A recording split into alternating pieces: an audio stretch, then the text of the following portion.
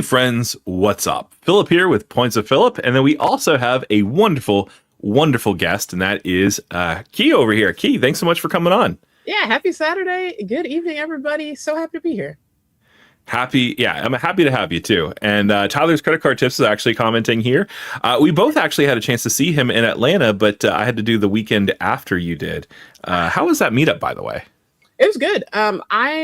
I know a little bit about aviation compared to the folks that went to aviation conference, but learned a lot. It was a great experience. And of course, got to meet Tyler and his wonderful girlfriend. So I love meeting, I'm going to say people out in the wild, people in real life. Yeah. So that was a great experience. And I'll consider it next year too. Yeah, absolutely. It looked like a great experience. I think I was planning on going, but the only problem was it was during the Easter weekend, and Yes. I had family obligations. So. How dare you? How dare you? I know, right? But yeah, Tyler, it was great meeting you, and yeah, once again, I loved seeing your girlfriend. She's awesome. I love them together too. Like that, they seem to have a cool relationship. Absolutely, yeah. Good balance for each other. Exactly.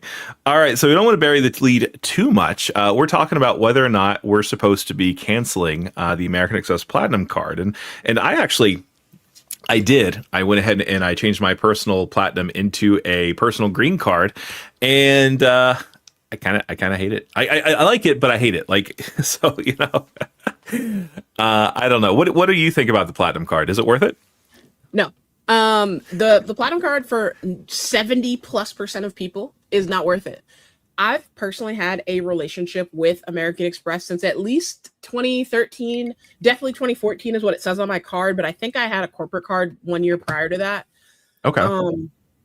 And going through my annual spend summary on things like my American Express Platinum cards and business Platinum cards, not worth it. I think I spent $1,000 total, where Wow. on all these other cards, my more natural spend goes towards. So for most people, if I'm not spending on my Platinum card, I know you're not, unless it's the only card in your wallet. No, it's not worth it. No, yeah, it's so. I obviously I spend on it for the credits, right?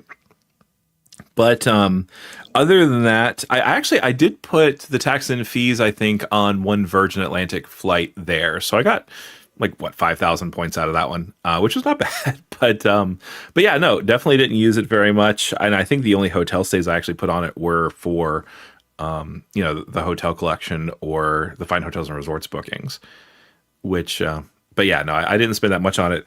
But that's a dangerous argument, especially if Uncle Luke's in the chat too, because the same thing can kind of be said about the Ritz card. I don't know. What do you think? I completely agree. But the Ritz card is $450, where the Platinum card is $900. So, I can get two of the same card before I can get the Platinum card. You know what I'm saying? Like, so I hear the folks, and I love Uncle Luke. I think we have great perspectives on things. And Oh yeah. especially for like professionals, like actually have bills, actually spend money. I don't know why everyone pretends like they don't spend any money. That's ridiculous to me. So love Luke for that. But like, Yeah. the Platinum card is not for most people. I will be the first one to tell you, and I feel like my opinion should have a lot of weight here as someone who's trialed out 100 cards, so you don't have to make mistakes and make unnecessary inquiries, unnecessary things on your credit report. This is not what I would tell people to strive for. Okay. Yeah.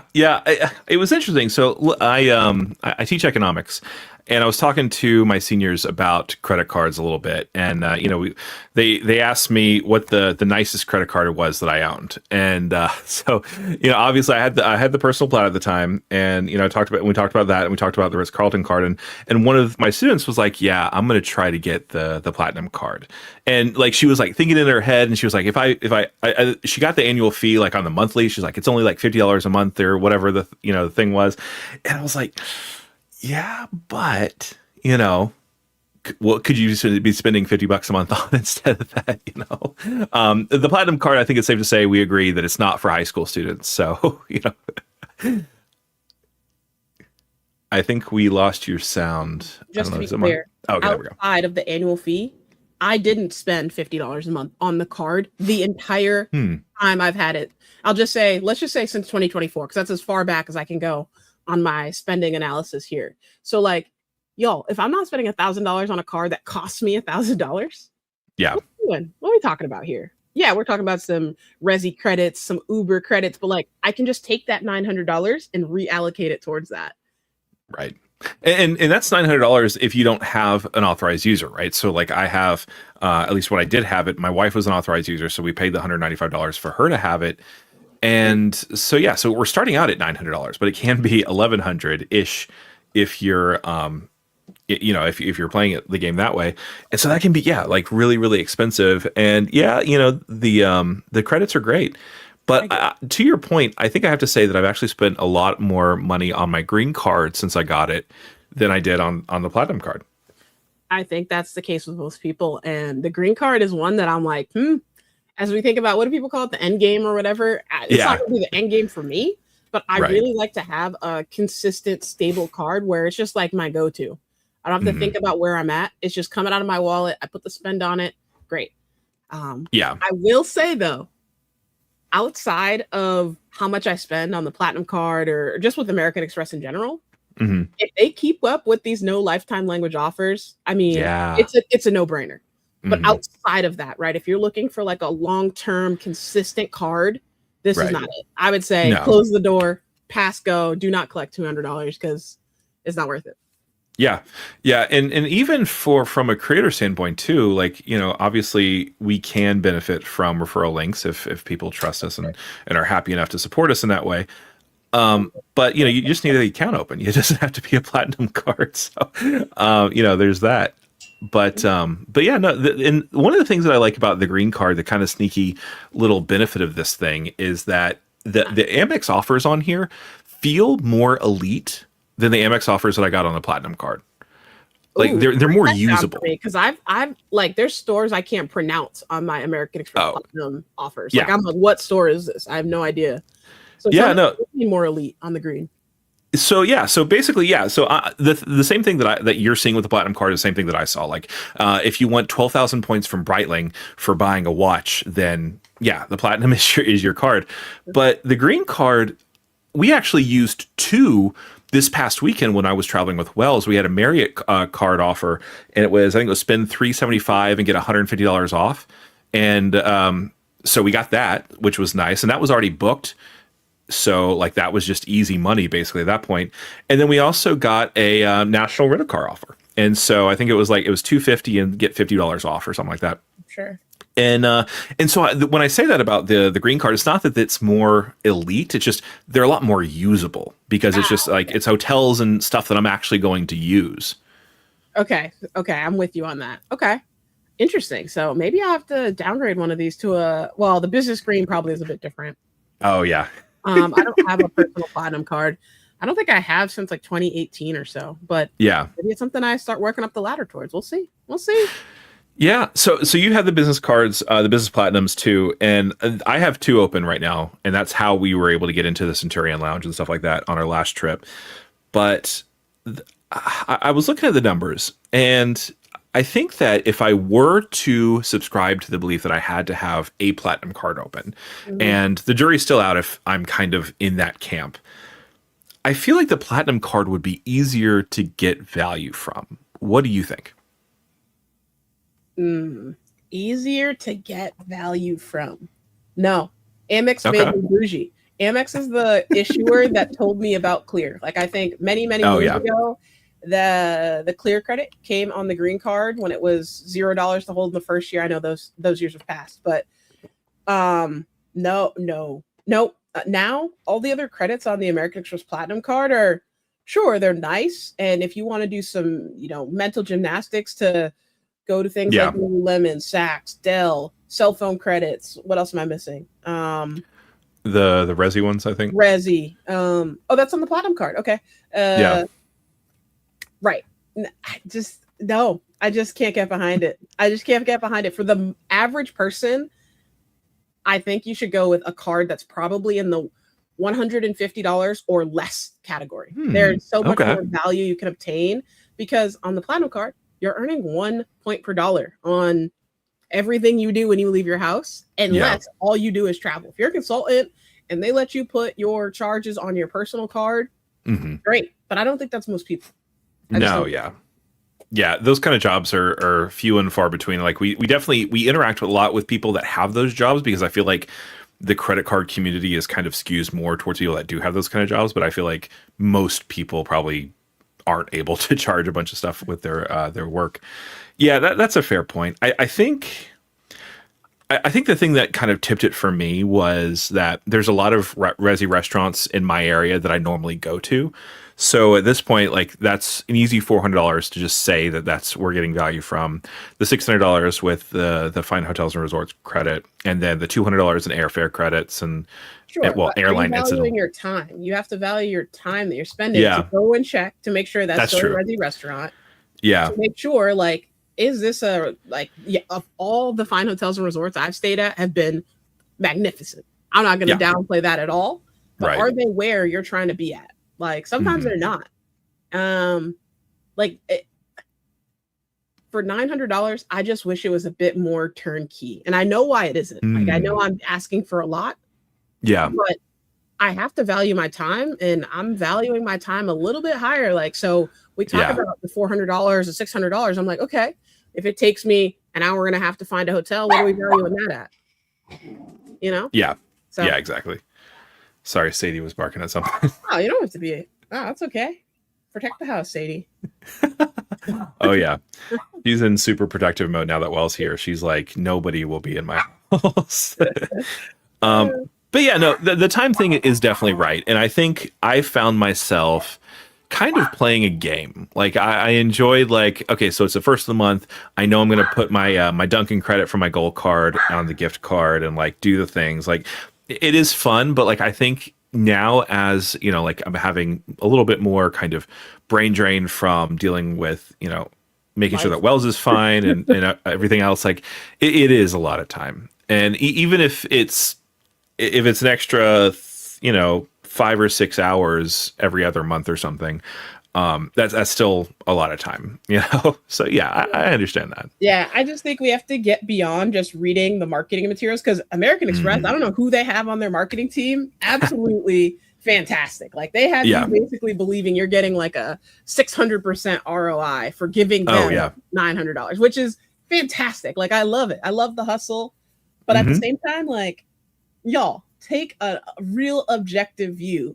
How long does it take you to drive to Lululemon, then go to Saks, which is probably on the other side of the mall, if y'all mall even have that? Then Right.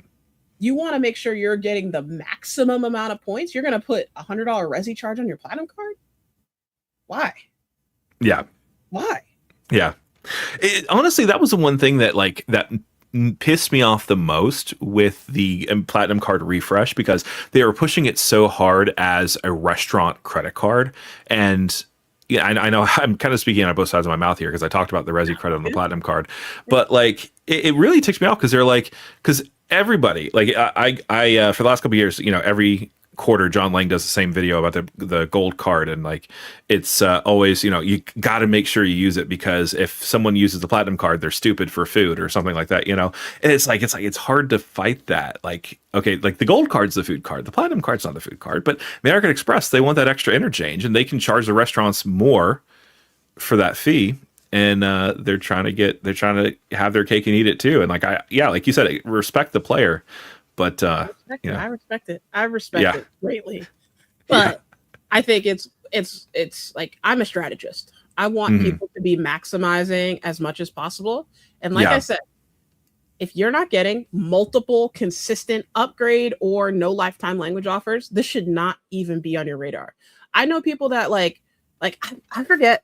I've been getting a lot of like new YouTubers on my channel, and I Yeah. forget one of them was like, "Yo, you can't tell me nothing today because I just got approved for the American Express Platinum card." And I was like, "What?" I was like, "What do you?" I was like, I was genuinely confused. I was like, "What does that even mean? Like, what does that statement mean?" My left toe could get the platinum card. I was like, I think I could make up a fake social security number and still have them ship it to my house. Like, Oh, absolutely. Yeah. I was Yeah. like, No, I am so confused by this behavior. Um, it is crazy. Like they are really good at the Instagram game, and I think that's part of like, and in the TikTok game too. But like, have you looked at American Express's Instagram page at all this week? no, because I don't really use social media outside of YouTube. So let me figure Oh, that out real quick. Yeah. So basically, there's some giant festival happening. I forgot if it's Coachella or one of them. And they have it's not a lounge, it's a experience center or some random, bathrooms inside, marketing. curated drinks, whatever. Yeah. Yeah, Okay. exactly. You got to pay $30 for. Yeah, yeah, pretty much. And like literally like they do like probably 10 or 15 like Instagram stories a day of just about how exclusive and amazing this place is. It's like it's just that's what they're marketing towards. They're marketing towards the younger kids, and I can say that because I'm starting to get gray hairs. They're marketing to the younger kids that are like aren't doing the math. They're like, oh, it gives me $3,500. Mm. I'm looking at their Instagram right now. Yeah, like I just don't get it. I just don't get it. Yeah. And of course, they're doing great. Like that, like full disclosure, I got two. So right, and on the platinum side, I have 3 business platinum cards. So yeah, right, they're doing something right, but also, again, I want to get these cards so you don't have to make the same mistakes I'm getting. But yep. Keep sending me enough to lifetime language offers. I may change my tune. You know what I mean? Absolutely. These 2 cards represent 500,000 points that I got this year. Okay. Like 1 out of the 3 cards is over 320,000 American Express membership rewards points. Wow. That I got this year. That's amazing. That's amazing. You know what I mean? Like, yeah. Please keep sending me those $20,000 offers. I will take them all day. Please go ahead. Triple my way. Oh yeah. Like I'll literally just like I'll apply for another EIN if I can get another offer. Tell me how I can help you get more offers. Yeah. Awesome. All right. So now that we talked a little bit, let's see what the people have to say. Lovely. So first of all, we got a shout out to John Byers for being a new YouTube member. Thanks so much. We actually got a nice little chunk of YouTube members, so I might have to start becoming John R and getting some membership lives going on. Okay, I was like, I don't know what that means. Okay, got it. Tyler's here. Thanks so much for being here. M Forte is also here. Hello. Nemo Los Angeles. What's up? There we go. Do you have a McLaren? No, I do not have a McLaren. Let's keep it nice and easy. But if anyone wants to sponsor the channel, you want to let me rent a McLaren for free, listen, I'm willing to boost up my insurance for the day to ride around the McLaren. But love McLaren everything. There you go. GP, MotoGP, Formula One, IndyCar, huge McLaren fan. So, but don't own one. I'm a Tesla girl. Oh, nice. Okay. So I went to high school in Tennessee, and there was one of the dads he owned a check cashing place in the area, and he was just stupidly wealthy. It was bad. And every Friday he would show up to pick up his kid in a new car, and he was a fan of McLarens. Wow, that's next level wealth. I love yeah. that. Very nothing like being a usury thief in Appalachia. Anyway, Tyler's going to I already did this. Sorry. Oh, okay. He said, it was great meeting you both. Awesome time meeting you guys both at AvCon for Key and for dinner with Phillip. Yeah. We it was great. Yeah. Free music, don't cancel platinum, get someone else to pay the annual fee. Well, if anyone would like to, actually, apparently that's a thing now. We're seeing a lot of creators getting their annual fees reimbursed to them for applying for certain cards. So if anyone wants to sponsor my next American Express Platinum card, feel free to reach out. Emails in the link in the description below. That I don't get down with. I'm all about your support, but please do not do that. That's ridiculous. That is insane.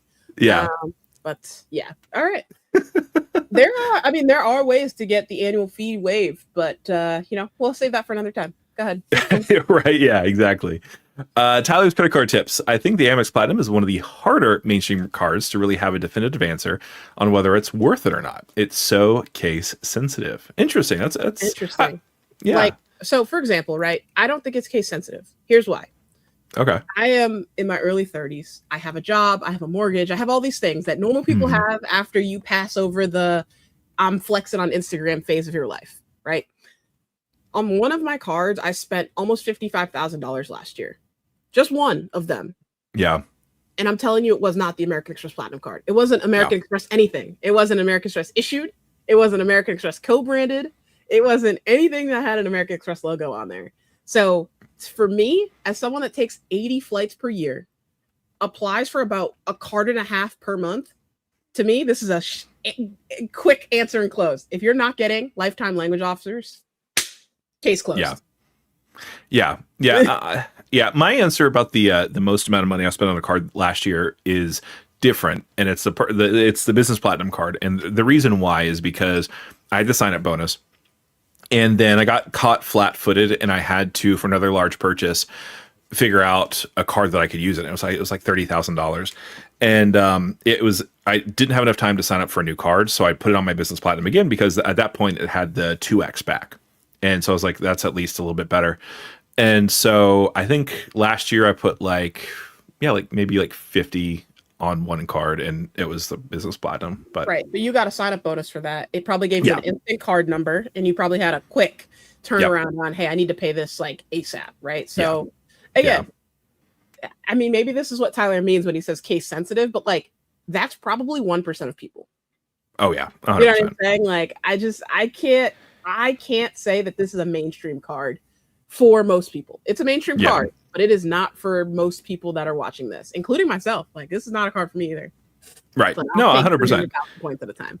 Yeah, it's very expensive, and I think that's that's a really great way to think about it. Just because, there was somebody on Reddit, I think it was maybe yesterday or 2 days ago, was talking about how like they were complaining about the fact that everyone has an opinion on who should get the American Express Platinum card, and they're like, you shouldn't get it if you travel a lot, you shouldn't get it if you don't travel a lot, and it's like all this stuff, and it's like there's so many people though that are asking, should I get it? And the answer they want is you're like the one person that you should get it, because they want to feel like I'm a baddie. Like I actually I use that in one of my videos, but it's like they want to feel like this is where they've arrived, right, and it's easier than buying a new car. I mean, it's scary how easy it is, to be honest with you. Yeah. What do you mean a baddie? Like, you think just having a platinum card like has that like prestige around it? Yeah. Yeah, like it's funny because I was talking to another one of my students, and she works at a really upscale restaurant close by, and she just she's in awe of all the people that have the platinum cards and pay for dinner with their platinum cards. Like they're just like they've arrived, and that's like how you virtue signal that particular aspect of your financial life.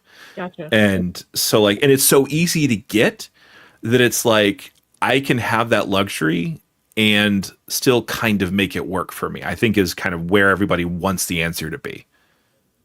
But and again, it's the psychology of the marketing. I mean, it is. It's so fascinating to me. I love it. Yeah, I love it. And this is why we're talking about it, right? We're spending a Saturday talking about this because of how interesting. That's true. Yeah.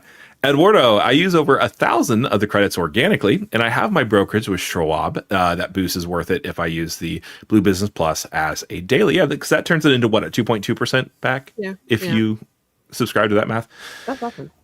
Yeah. So I did a video about this the whole organic thing, because I was watching somebody, and I forgot who it was. They did a video all about figuring out if you would use the credits organically. And it's like, I feel like it's such a red herring. Like nobody is, I religiously go to Grubhub for one time a month, and I religiously do Uber Eats one time a month, and that's organic. Like, no. No, I can tell myself that I get value out of the gold card, and that's because I'm actually going to be downgrading it next month when the annual fee hits. But I switch my behavior to make it work for the card, and I think that I'm on top. But is it worth it to pay another $325 to just roll the dice again? I don't know. Okay. I don't know. What do you think about the organically argument? Organic to me, just shouldn't even come up in conversation.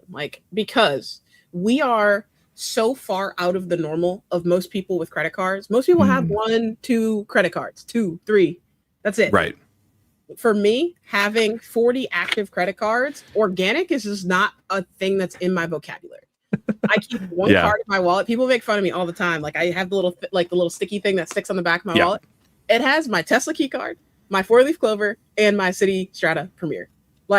Organic Oh, to okay. me is I just pull out my City Strata Premier card, and that wherever I am, I'm organically using that card. I'm not putting any extra brain power. I'm not putting any extra Right. anything into it. Like I've organically used 1,000. You've organically gone to Amex FHR property. I haven't.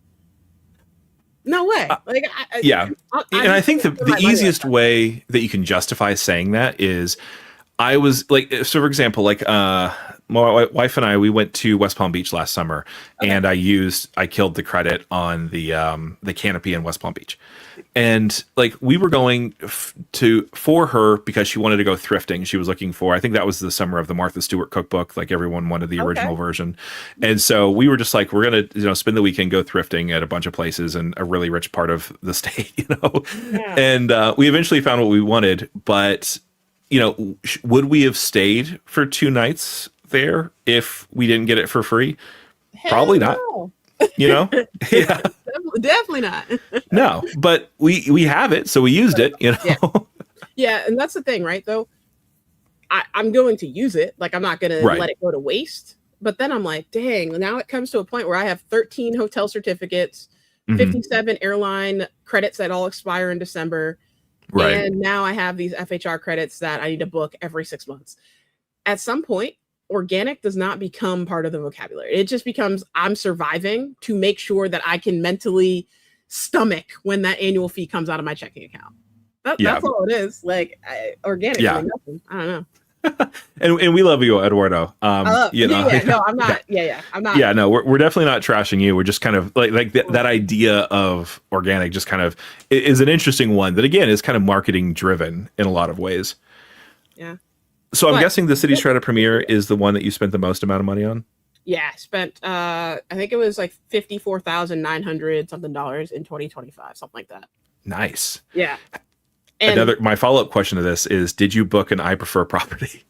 I have stayed at I Prefer. I stayed 5 nights last year at an I Prefer property. It was great. And I have one more day to decide if I'm going to move over some points. That's right. Yeah. Because I have till tomorrow, the 19th of April, to make sure if I'm going to take advantage of 1 to 4, I might do that. I just might do that. Yeah. And it's funny because I actually... Today, my statement closed my City Strata Premier, and I have 7,500 points. So it's like I could get a free night, but now, so I might have to do that. All right. And Eduardo following up, he gets $100 credit from Schwab for the Platt yearly, so $795 theirs. Beautiful. Yeah, there you go.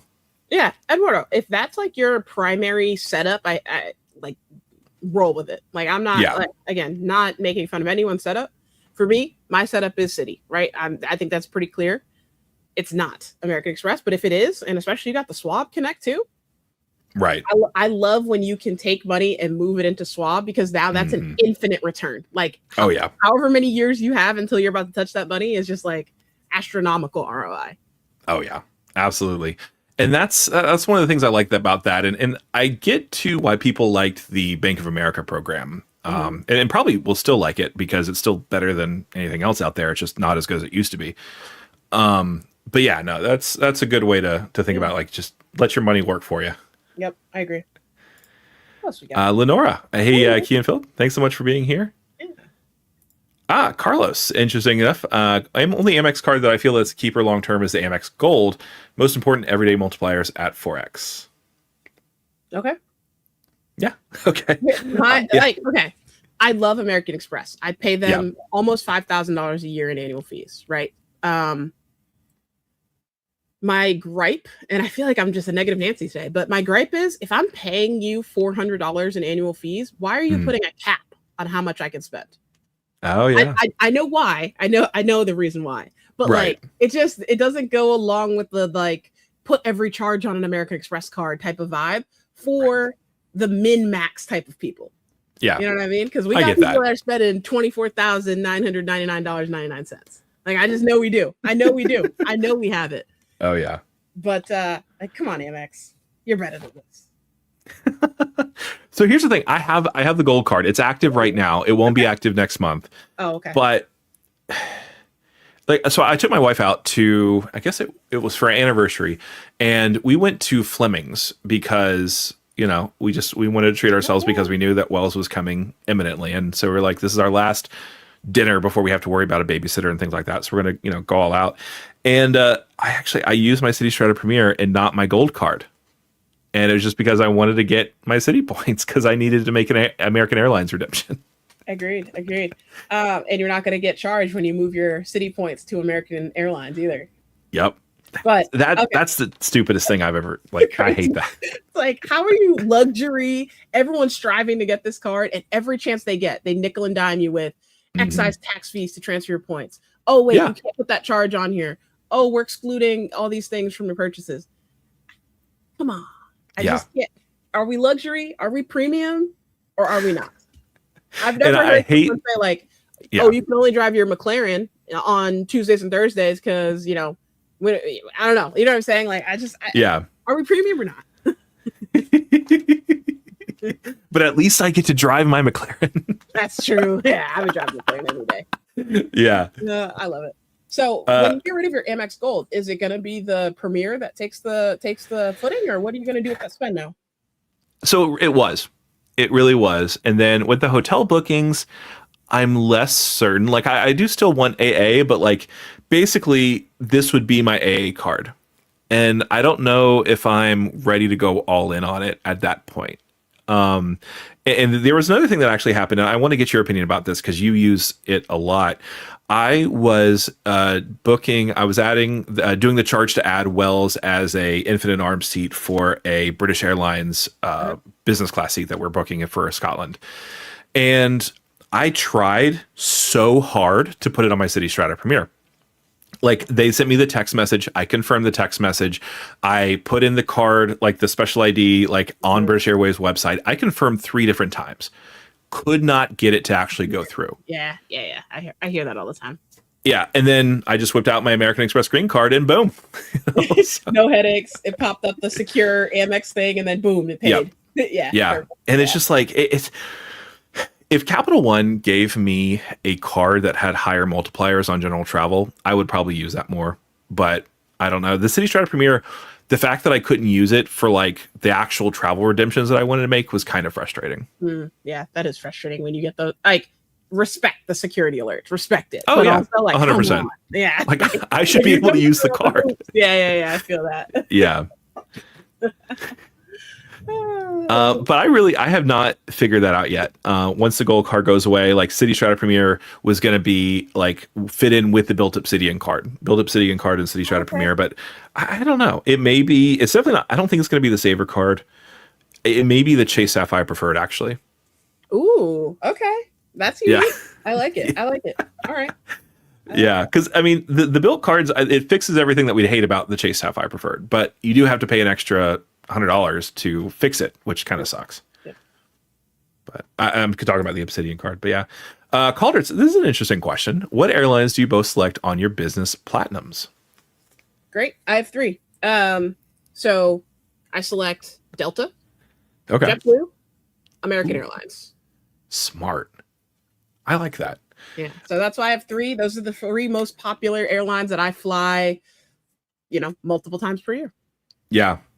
That's awesome. I love that. I actually caught myself and I was like, you know what, man, I really should have kept it at Delta because, at least for the personal or the business platinum, because then I could use those charges to get my wife into Sky Clubs if I wanted to, which would be kind of cool to get away. Because the authorized user fee on the business platinum is $400 for some insane reason. Yeah. Oh my goodness. What is happening in the world? I'm so out of touch. It's terrible. Okay. Yeah. And so I'd rather spend $50 to get her into a Sky Club than $400 to get her an authorized user card. And so I was kicking myself because I didn't do that. This year, I changed my personal platinum when I still had it and my 2 business platinums to United for this year. Okay. And that was because I knew we were going to pay cash for tickets, or I knew that I was going to try to make a redemption for United flight because we're flying into Dulles, and that's just the easiest way to get there. Mm-hmm. And basically, points sucked unless you have a United card. It was less than 1 cent per point, barely under 1 cent per point. And so I was like, okay, let's just do the cash thing. So I actually, I made the booking 3 days before they actually closed the thing. So I was actually still able to use the full United Travel Bank for those Beautiful. cards. So Beautiful. I've cleared mine out, but Awesome. I don't know what to do for anybody else. I mean, the lounge passes though. I love your strategy of like being able to like use it for bag fees and stuff like that is kind of nice. Yeah, I mean, with those, like I have an American Express credit or an American Airlines card, and I also have a Delta card. So baggage fees is out.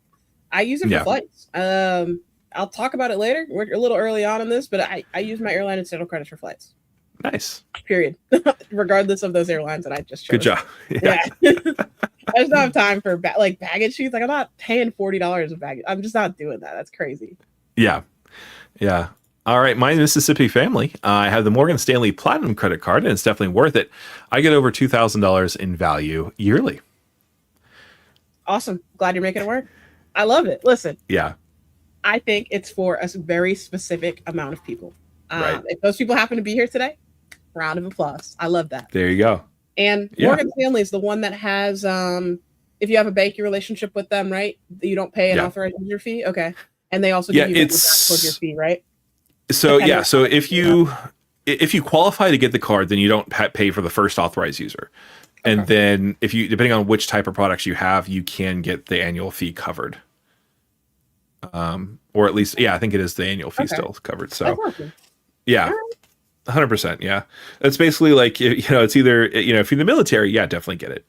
In fact, use my referral link in the description below. Yeah. Just load up. Just load up. Yeah, please. 100%. Yeah. But that's great. Yeah. Mississippi family. I'm curious to know, out of the $2,000 in value you get, how long does it take you to realize that value?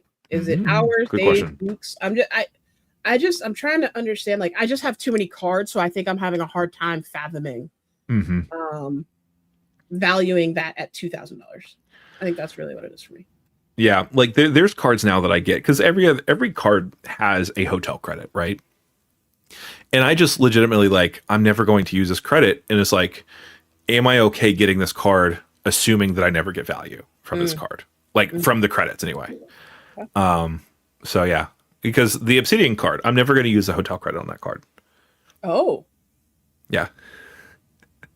It's 2 nights. It's $50 at a time, and it's like one's for the first 6 months and one for the second 6 months of the year. Sure. And it's just like, I have so many credit cards that have hotel credits of $50 or more that like that would be the last one on the list. I feel like.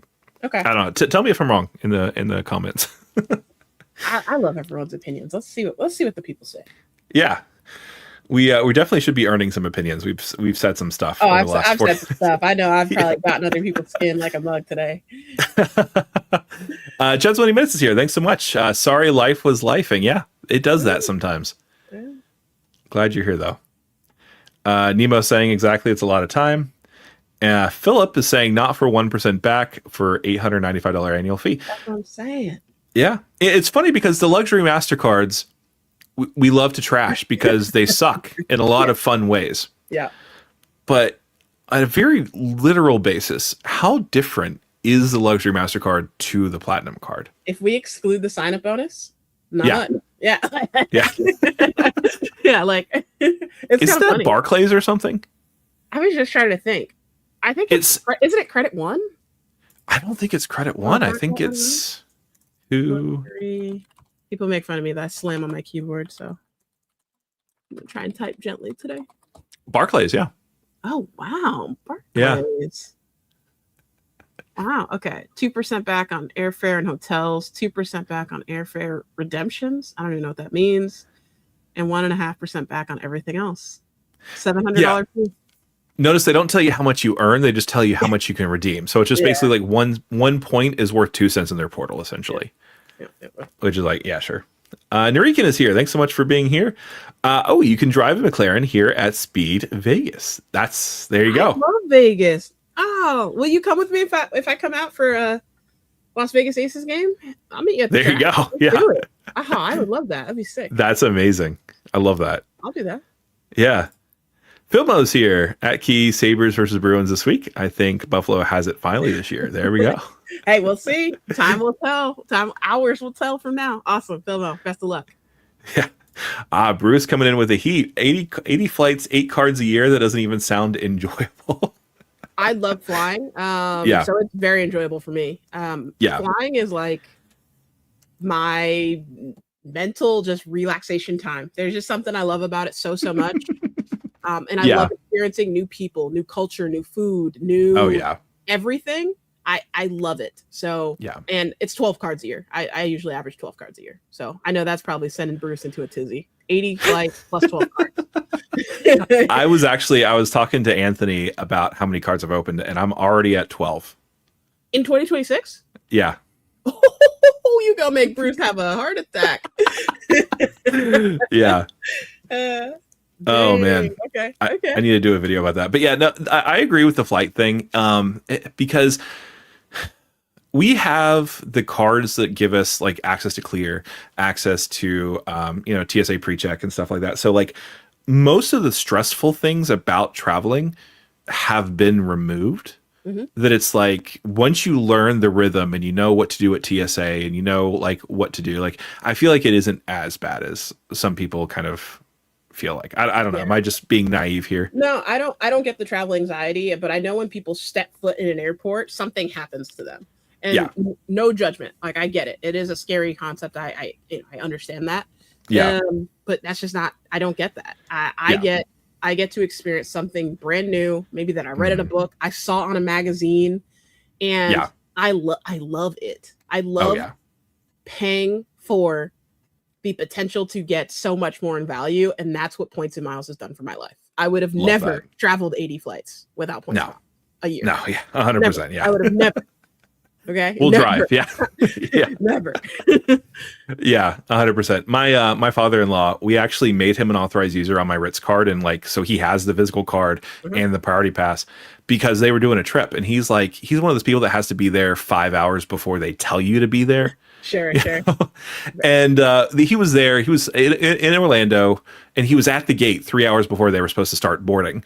And I was like, "You just go to the lounge." He's like, "No. What if the gate goes away?" Or like, Yeah, I get it. Like, I get it. I like the amount of things I see at an airport. It's just like, I understand. I get it. I'm not that personality, but I see it. I see that there is a lot of people that have 100%. Yeah. Anxiety that that I just want to be at my location type of feeling. Yeah. Free music. I have the Palladium and the Amex Gold. The Platinum doesn't add enough value to my life to justify its annual fee. Interesting. Okay, so the Palladium, they get you that priority pass, right? Does the Palladium have the TSA pre-check credit? I don't know. I don't know, but free music. If you need it, holla at your girl. I got you. I got no annual fee cards that come with global entry, so I got you. Easy. It looks like it does not. It really does it. The Palladium? Okay. Yeah. Just priority pass, the built cash. Mm-hmm. Okay. All right. Which, like, honestly, for year one, the Palladium card is the card. Yeah. The only problem with me is that it was MasterCard Legend, which means, they weren't going to approve me for it because no bank is giving me 10,000 new credit line unless it's Coastal Community Bank, which will literally throw cards at me.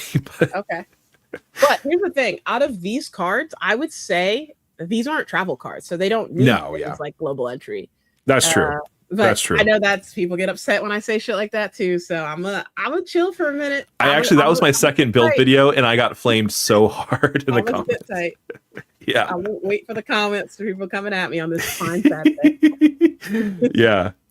The engagement is delicious. I love it. Yeah.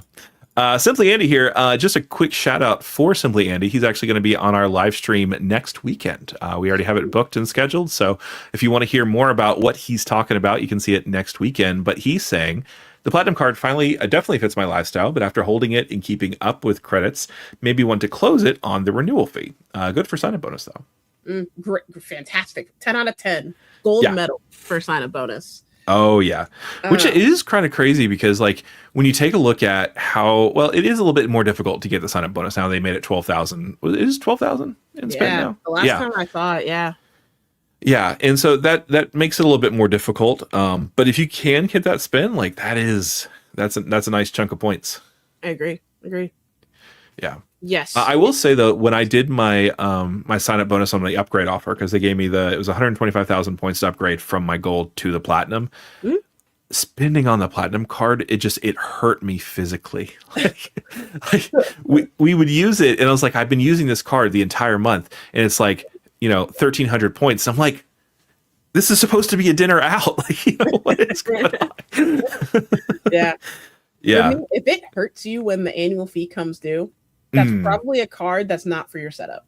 Yeah, that's fair. Despite all of you get this and that and that and this and that, if $900 hurts you, what else could you do with that $900? Because you can easily buy yourself $120 and you still got $700 left, $780 left. Now what are you going to do with that?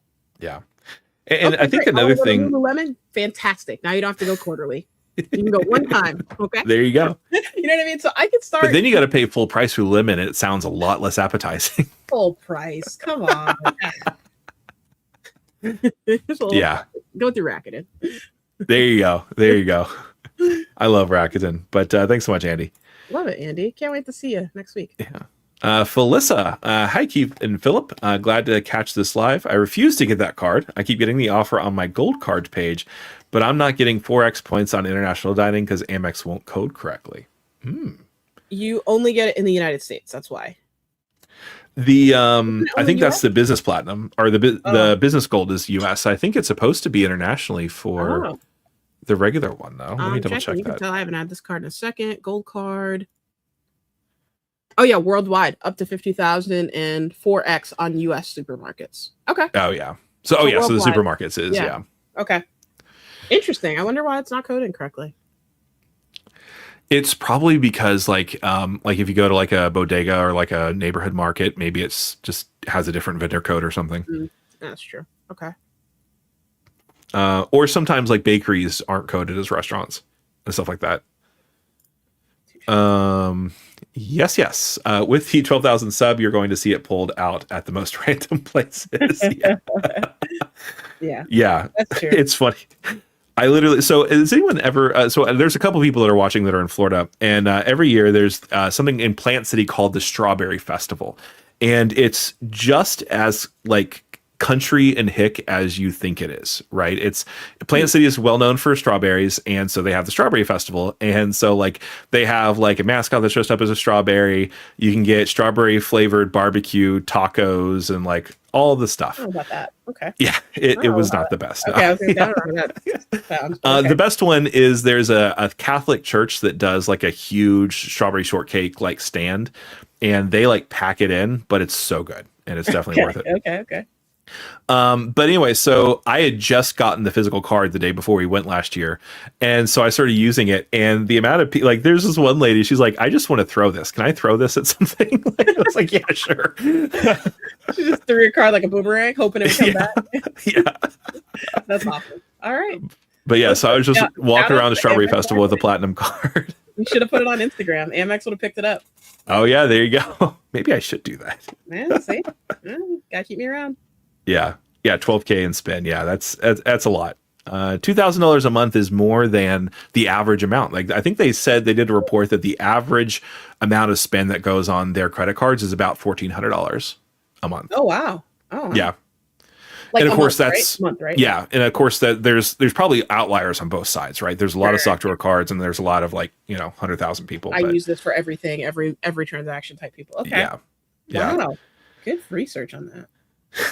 Filmo's World. First of all, I love Filmo talking about Filmo. There's something about it. I just love it. Go ahead. He's awesome. I love it. Great. The best person that talks about himself in the third person, because most people that talk about themselves in the third person are absolutely insufferable, but not Filmo.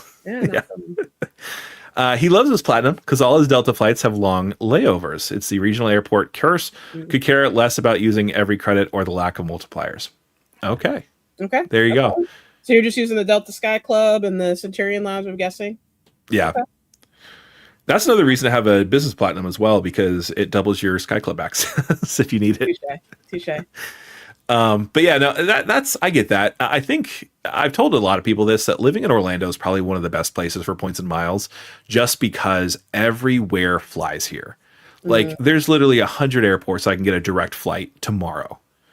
And I love that. Like if I want to go to Chicago, nonstop. If I want to go to Dallas, nonstop. If I want to go, there's actually one that goes to Seattle. I think twice a week. Oh, wow. So yeah, like Okay. you can go anywhere from here and not have to stop somewhere. So we really have it easy. But Okay. that means that I can't have airline loyalty, but Yeah. I just have to have 7 cards to cover them all. So you don't have to pay check bag fees. Yeah. Yeah. Car seat fees. Mike Newland saying that the platinum card is a keeper card. Okay, yeah. Mike. I met Mike at that same conference a couple weeks That's right. ago. Interesting. We should have talked about this in person. I feel like Yeah. I did not deduce this, Mike. I did not deduce this. But Well, the platinum card is about half of how much he spends on memberships every month. So.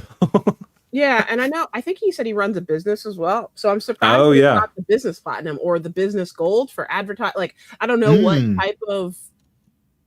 type of business Mike runs or is a part of, but like it's surprising to me that you put that spend on a platinum card.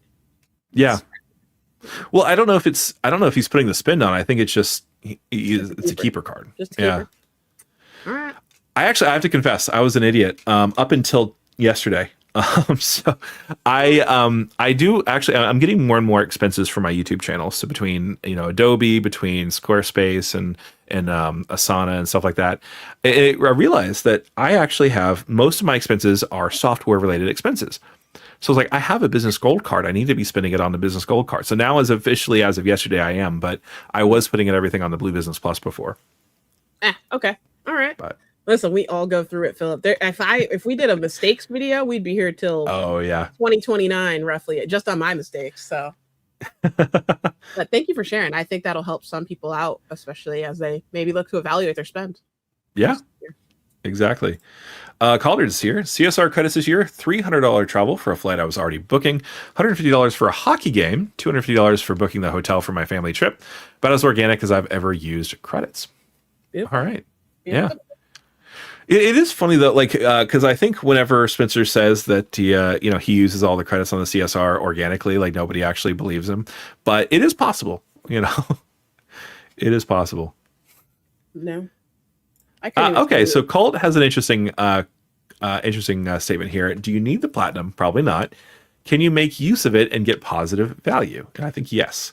Same with CSR. They all have a use case. It's a status symbol, beginners, and something to play with pros. I like it. Okay. It. Status symbol for beginners, something to play with for pro. That is so. That is a good one. Yeah. Why did we come up with that? Cool. I know. Thank Colt, you. You need to have your own YouTube channel. Exactly what we're trying to say. That's exactly what Yeah. There you go. I like that. Yeah. And I think that's something that like Uncle Luke talks about a lot. Like he says, I'm old. I want to be in the wide seats. I want to have access to the lounge access, things like that. And so like, it's definitely better. Like, I don't think anybody here pays for Priority Pass out of pocket, like to Priority Pass. If you are, please let me know. Please Yeah. tell me that. Yeah. Because it's like, you could do that, or you could just get a card that has it. And I think that's the same thing with the American Airlines, the executive card, right? Like you could pay for, it was $895 for the American Airlines Club Pass or whatever it is, or you could just get the card, So yeah, I agree. Yeah. So do we need it? Probably not. And I'm saying definitely not. Yep. I agree with that. I agree with there you go. Oh, Sleepy Rod. Every bank has an excise tax. Citi, you have to pay $95 to transfer one-to-one into partners. Chase makes you pay $95 to transfer two partners. Okay, wait. So American Express makes you pay. Well, I guess they don't. Well, yeah, but for most people, they're paying green. Yeah. Card. So here's what I meant. So with American Express specifically, when we compare them to things like Bilt, Wells Fargo, American Express, Citi, Chase, right. American Express is the only one that you pay an annual fee, or maybe you don't, depending if you have the Blue Business Plus. I hear you. Right. When you go to transfer out your points to US based programs, you're getting more. You have to pay additional for that. Mm-hmm. With Citi, you don't have to do that. You pay the $95 and you can transfer as many points as your heart desires. Yeah. Same with Chase. Same with Bilt. Amex, to my knowledge, is the only bank that They are. charges you an additional charge to transfer out your points. Yeah. It's so crazy. And the thing is they try to make it so easy to use your points for it, but it's so bad. It's literally like zero point 0.6 cents per point to pay the excise tax fee to redeem your points. Yeah. And it's like, do you want to pay $15 or do you want to pay 6,500 points or whatever? It's like, nobody's doing this. Just put it on my account. Yeah. 15 bucks. Yeah. Yeah. And it doesn't feel like it'd be a lot, but like, so for that, we kind of went all out and we spent way more on points than we should have for that flight. It was 100,000 points, Delta points. And when I transferred them over from Amex, I was like, it hurt to pay that tax. I'm like, no, I shouldn't be doing this. Like, this is crazy. Right. There's just no reason for it. Again, it goes back to, I have a conspiracy theory.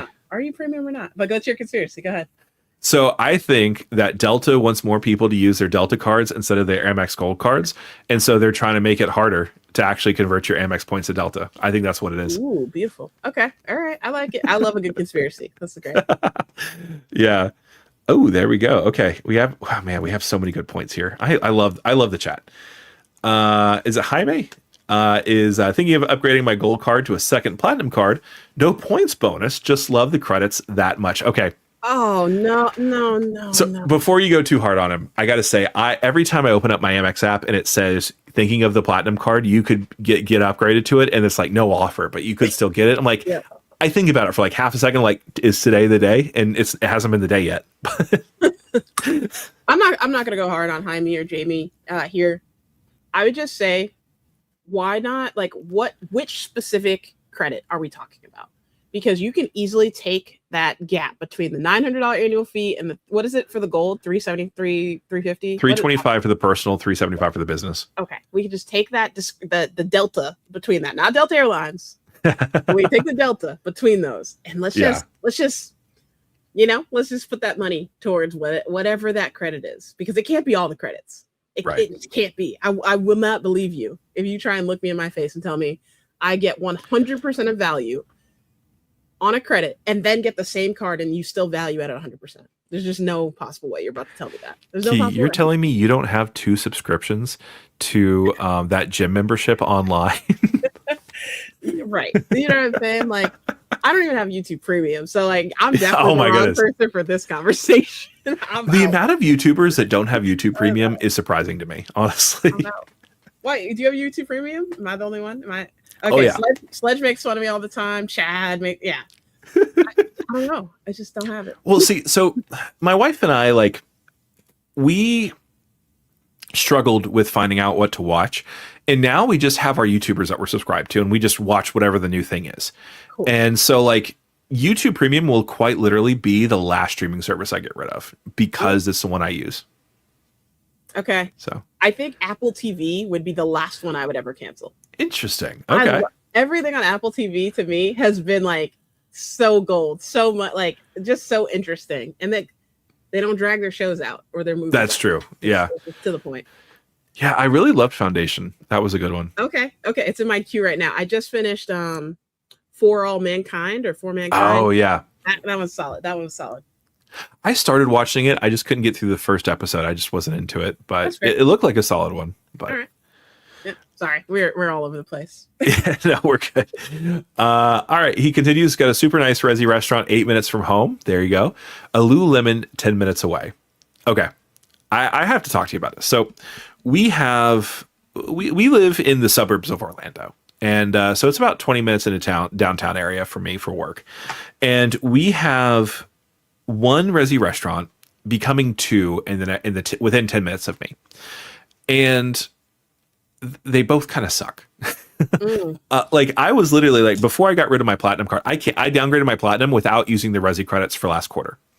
And it was because I was trying to use, because we had a well, so we were at home, right, which is part of it. But I was like, I will go to this restaurant and I will get takeout and we can get $140 worth of stuff for free because I have it on the platinum and I have it on my 2 Delta Business Platinums. And they were like, and Jen was like, but I hate the food. Why would I get free food that I hate? Yeah. I was like, okay, that's fair. It hurt me to not use it, but like, I get it. Yeah. So do you use your Resi credit every month or every quarter that it reneges, or do you get a No. gift card and then use it whenever I comes around or whatever? I told myself, and I'm probably losing value. If I have to get a gift card or rely on getting regular gift cards in order to make a card work, it doesn't work for me. Okay. And so like I was just like, it's never really been a thing. Like I've done it a couple times. I do it with the only exception is with the Dunkin' credit on the gold card. Okay. And I'll do that. But like figuring out which one is on toast and whether or not I can renew, like I haven't done that, just because the only ones that are actually on toast that do that are the bad ones my wife doesn't like. So dang. All right. Yeah. Okay. All right. So if my wife doesn't like it, we're probably never gonna eat there. But yeah, like so this card is like the weirdest one. So it comes with 2 monthly credits. It comes with the rideshare credit, which you could use it to buy Lyft, but the only problem is it's $10 credit on this card, and it's $20 on the reserve. Sorry, and it's $25 minimum, which means in order to save $10 in value, I have to spend $15 in order to keep that value. So it's like I'm never going to use that, and you can't combine them, which would be like that would be the easy answer. That'd be literal money. Yeah, exactly. Yeah, like that would be perfect, but you can't combine them, so that sucks. And then the Resi credits, like if I can use it, sure, I will. Have I used any of them? No. And so like this card is quite literally it's the Delta States credit, which I've used successfully a couple of times, and the buy one get one free ticket, which even still isn't full value, right? Because my wife and I, we would be doing points flights, but if we want to use that, I have to cash out my points at 1 cent per point to pay for the flight if I want to do that, or I could just pay out of pocket for it. And so basically I get the free flight, but it's not like much more. It's probably going to be like maybe 2 cents per point value, maybe. I don't know. What do you think about those buy one get one free credits? I don't subscribe to the word of free. Even these free hotel certificates aren't free to me. That's true. But yeah, good point. I'm trying to think. Did I use my companion pass last year? Let me double check my records. But to your point, right? I'd normally travel using points a mile. So right. I am going out of my way to use something like that companion pass because it requires you to use cash. I don't think they do. Well, I know why they don't do a good job saying that, because they want people to think it's a companion pass. But right. Yeah, I'm gonna have to check. How did I pay for this last year when I used my companion pass? Let me check my spreadsheet. Come okay. All right. Narikin saying, yeah, let me know. I also mentioned it to Joe too. He's been wanting to do Speed Vegas. Okay. Are we going to have a Las Vegas creator meetup sometime? Okay. Awesome. Wait. Okay. So I did use my certificate for my Delta Reserve. One of my friends got married in Mexico, Puerto Vallarta. Oh, cool. I used my Delta Companion certificate. I used my business platinum card, which I imagine had my Delta selected airline. Oh, yeah. And I paid $750. So I don't know. I'm imagining I got 5x back on that, but I'd have to go check my records. I'd have to go check. I'd have to go check. Interesting. Okay.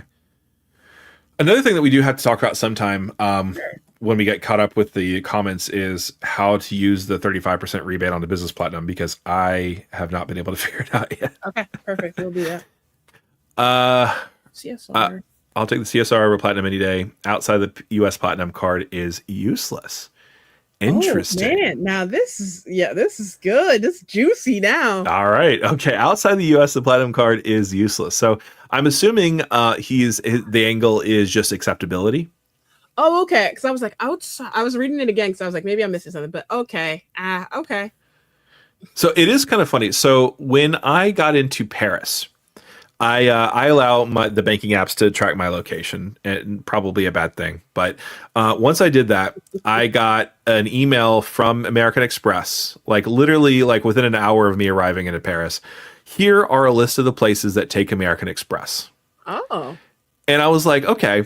On one hand, yes, it's very helpful, right? Yeah. Like I have a list of places, and should be no surprise that what was the Galerie Lafayette was on the list. Yeah, sure. Yeah, of course. Yeah.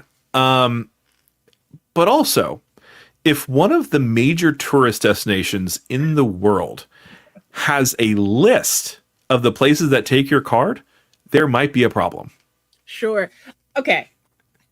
I have a different perspective on this. Okay. I know the word American is in the title of American Express, Yeah. but when I go to Asia, when I go to Europe, Yeah. I think people forget that like the American Express cards are also there. Like they have their Mhm. own Yeah. how do I like issued cards? Like is it Right. the Asian American Express card or the you name it, right?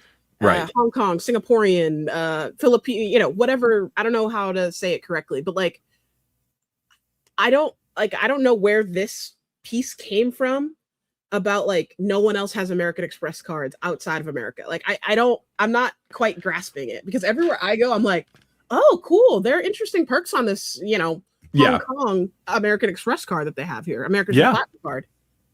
Absolutely. Yeah. Sign And up one on of the things that sucked, like I hated about the Eurostar, is the American Express Platinum card holders have access to the lounge on the Eurostar, Yep. but only if it's issued in Great Britain. Oh man. Okay. Yeah. Okay. And so it's like I hate it. Like I'm like I should be there, but I'm not. Oh, that's crazy. Okay. Yeah. Okay. So And like those actually look like fun lounges, but just not for me. okay. So let me ask you this: with your personal travel experience, what's Mhm. your acceptability? Like, are you good with bringing a platinum card or a American Express card, or Yeah. are you like, Yeah. nah, I'm not even gonna bring it? Yeah, definitely. So when we flew to London last year, so last March, we were working on the sign up bonus for my first business gold card. And so I took it, and because all the multipliers are 1x are US based, I got 1x on everything, but I was earning towards a sign up bonus, so whatever. Yep. London is fine. You will never have a problem in central London. The only thing that I saw was when I went out into like the villages around London, really hit or miss. Like the Airbnb we stayed at only took Visa, like not even MasterCard. And then the restaurants in like the little villages, like maybe a couple of, there was one that took Diners Club, which my Discover card was accepted, but my Amex card wasn't. Okay. So like it's hit and miss. Paris is like, it's very few and far between. Like if you're in the touristy areas, you're fine. But if you go like into Montmartre and you want to buy some produce at this little market, you're not doing it. Okay. Yeah, I agree with that. I agree. If you're a small mom and pop place, the thing is, like, I don't bring out my card. I always use Apple Pay, like international. Oh yeah. So like, I just feel like if people see it, they might say something, but I don't know if it works on Apple Pay. It works. I just let it ride. There you go. Yeah, Yeah, absolutely. Absolutely. Yeah, no, that's a great take. I love that. Free music. I'm good on global entry TSA pre-check until 2030. Okay, that's good. Good. That's solid. That's solid. You know what's so crazy? I don't know if I told you this the last time we chatted. All right. I was getting ready to travel. Where did I go this year? I forgot where I traveled so far, but I looked at my global entry card and I was like, oh no, it expires in 2025. Oh yeah. I was like, how could this be? I couldn't apply fast enough to get my new card in the mail. I was like, which card? I need are to we check looking mine for? actually. Yeah. So take a moment, check your global entry card. If you think you're good, you're probably not. Like me, I was like, dang, we coming up on the due date on this bad boy. So Yep. luckily though, no need for an additional application. You don't have to go redo fingerprint or that's anything. good. You literally just pay, magic mail, 14 days later, your card will be in the Nice. mail. Yeah. Okay. That is really nice. I love that. All right, good. Yeah, it's funny because I did a video on the Fidelity Rewards Visa card recently, and I talked about the fact that it gives you, TSA pre-check, and everyone was like, "Oh no, the card's no good because it only gives you $100 of it or whatever."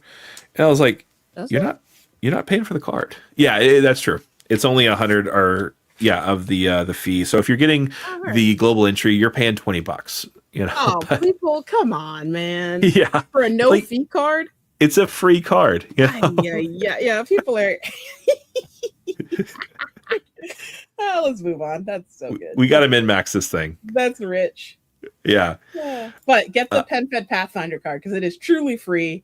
There you go. Pay for the full global entry. But I wish I could. It's funny. So my wife I got USA access through my wife. Her granddad was actually on the Joint Chiefs of Staff under Reagan.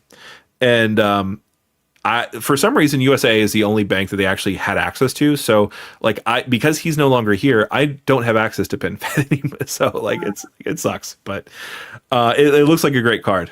Do they have to be? I'm gonna look this up. I don't know if the person in the military has to be living. Oh, really? Okay. Yeah, I think they just say like, is anyone in your family? Like the question that they ask is vague enough. Oh, really? Okay. Because I think. I think it was Navy Federal that I tried to do, and they declined me.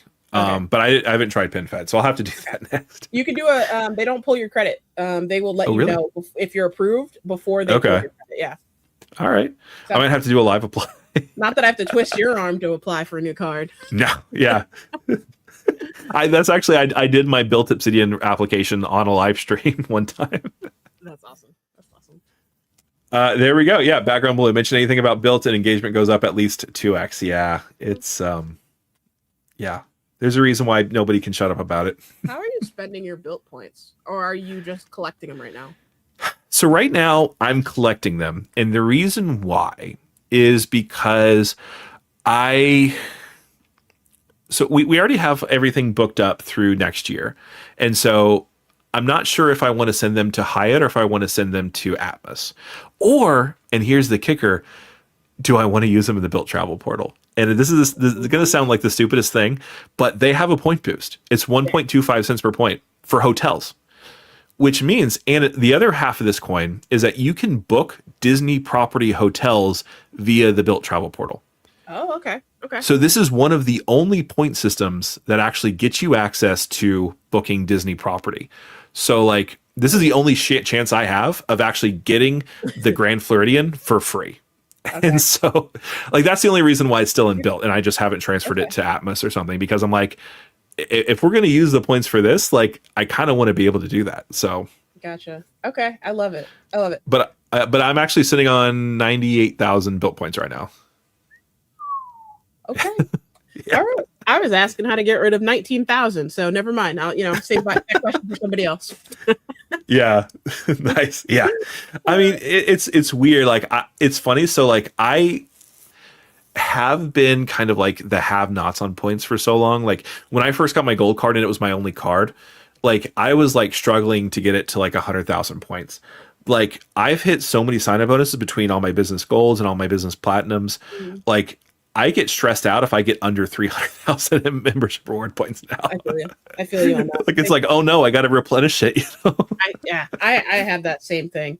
Yeah, I'm with you on that. Anything under like, I would say for me maybe 250,000. Okay. I'm like, ooh, I'm checking my mailbox like the wicked out there. I'm like, where is my offer coming? When is it coming?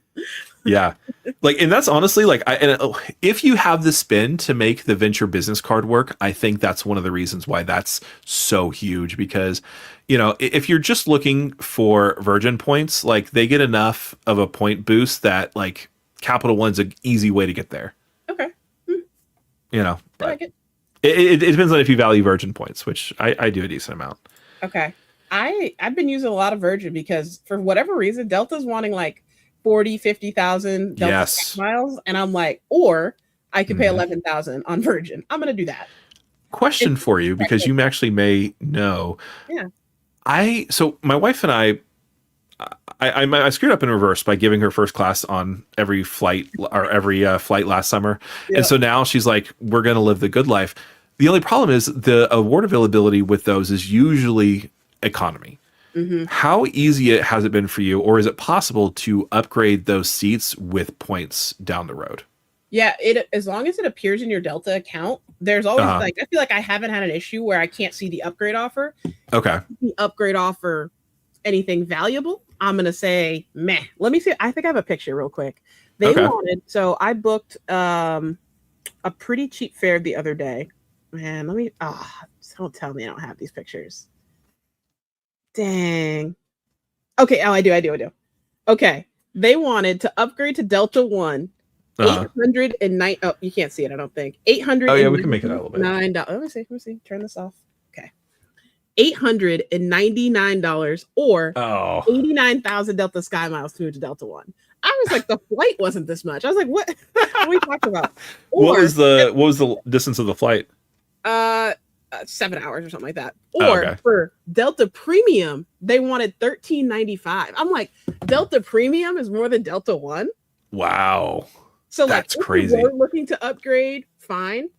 But Yeah. my rule on first class and like how I determine like what class fare I'm going to book is I do it by hours. If I have a 5-hour flight, I'm willing to upgrade 50,000 points or $500. Anything more than that, yeah, just not worth it. No. Okay. So 10,000 per hour or $100 per hour is how I do it. I know there's other ways, but for me, if any, like I'm not gonna pay first class for like I don't know Boston and New York for 100,000 points. That's just not gonna. Oh happen. Not gonna happen. That ain't gonna happen. Unless both of my legs are broken, and you know what I mean. Like there'd have to be some crazy asterisks in that. Yeah. At that point, I think I'd rather just do the Acela. Ooh, yeah, I like the train. Yeah. So I got really into the train because I lived in Charlottesville, Virginia, and there's an Amtrak train. So it usually takes like 2.5 hours to 3 hours to drive from Charlottesville to into DC. But the train was 2 hours, and if you bought it far out in advance, it was $15 for the ticket. Heck yeah. Yep. Oh yeah. And so like I did that all day. Like if I had to get to my internship, like that's what we're gonna do. And so I really fell in love with Amtrak. Like it sucks. Like it's not a fun way to travel, but like it's big, it's spacious, It's not usually packed either. Like I feel like I've only been on a couple trains where I'm like, I wish I kind of maybe slurred a little on this one, but okay. Yeah. Let me ask you this: no lifetime language offers on Reddit. For what card, Eduardo? And how can you send it to me? Right. And Mr. Newfie Poo, love that name. How do I get a no lifetime language offer on Reddit? We're on the same wavelength, Newfie. Yeah. Send it our way. That'd be awesome. And James V taking my catchphrase, "Hey friends." Love it. James V, are you in the United States? Every time I talk to James, he is somewhere that is not the United States, and I love that for you, James. Nice. Where in the world are you? Good job. Facts. If the annual fee hurts, not for me. Canceling my Chase Sapphire Preferred this year, but keeping the IHG Premier because I have gotten really easy value from it. Interesting. Okay. I haven't said to anybody. Should I upgrade to the Sapphire Reserve? Because I'm spending just about 75. Like I imagine I spent $75,000. Yeah. Should I just focus all my spend on that card? Because then I get things like the Southwest, the IHG. I forget what else you get after you hit. I think I get unlimited, guest access or whatever. And Southwest is changing their the A-list access. They're giving, I think it's A-list or A-list preferred or both, the Group 1 boarding access now. Ooh. Okay. Yeah. So like they're changing it to where it's actually might make more sense to have status with Southwest now. Okay. So I'm going to have a similar question too, because our CSR is going to be a year in May, and I've been seeing some pretty juicy upgrade offers, and I'm like, I might be getting a CSR. Right. Background Balloon. I know we're a little bit late on the chat, but Background Balloon, I spent almost $55,000 on one card, and that doesn't include like the business platinums that I got, where I spent $20,000, $25,000 to get the annual fee. So I'm spending $75,000. Like I hate to say it, I'm spending it. So I know it's half of that's on baby clothes alone now for me. Wait until the daycare starts. That is a scam. Oh man. Yeah. We fortunately have some family situations that's going to reduce our need for that. But it's stupid expensive. Background Blue. Speaking of dining, I've had a brewery code as groceries and a barber place code as dining. There you go. I love it when that happens. I love it. I wish it was always, barber, like how much can you exploit that though? You know what I mean? I wish I could find something that was like more exploitable. You know? But the barber, you want exploitable? How about this card? Hey, built? What about if you like red circles with red holes in them, you should get the Built Obsidian card. I see. Okay. I see. I see what you're saying. Calder's, I'm at 4 open this year, and that's not a high velocity for me. Wow, there you go. Wow. Okay. I think I'm at 0. Y'all, I don't think I've gotten a card this year. Whoa. Okay. I'm going to travel freely. Let me just verify this. Phillip, how many have you gotten? Let's see how much. I think it was. They opened. I've gotten 0 cards in 2026. I think it is. I think it's 11 for me. Yeah. Dang, 11 cards in 4 months. Yeah, that's got to be a record. That's got. I suck. Well, it's funny because I told myself that I was going to be good because I really wanted to get some sort of a city card sign up bonus. What do I? I'm going to be good 11 later. Lie. Yeah. Yeah. Oh, man. Well, 2 of them we got. Sorry, go ahead. Are you still going to aim for that city card that you were striving for or what? Yeah, absolutely. Yeah. So I think I might become more of a city person, and it's just because, like, as our family grows, and if we do want lounge access, I think we're going to be more American Airlines people. I see. Just because that lounge access is pretty juicy for a family, and they have a pretty decent club out of Orlando, which is like not bad. So I might become an American person, and that would mean city for me. So like I've thought about getting the City Strata Elite without a sign-up bonus, like as an upgrade offer, if they offered it to me on my American Airlines card, but I don't know, probably not, because I want to get those points. But all right. Oh, we have another question from World Explorer. Could you explain how to get the $100 hotel credit with Amex, Chase, or anyone? Do you use a card of the property or charge something to your room, aka dining, drinks, or spa?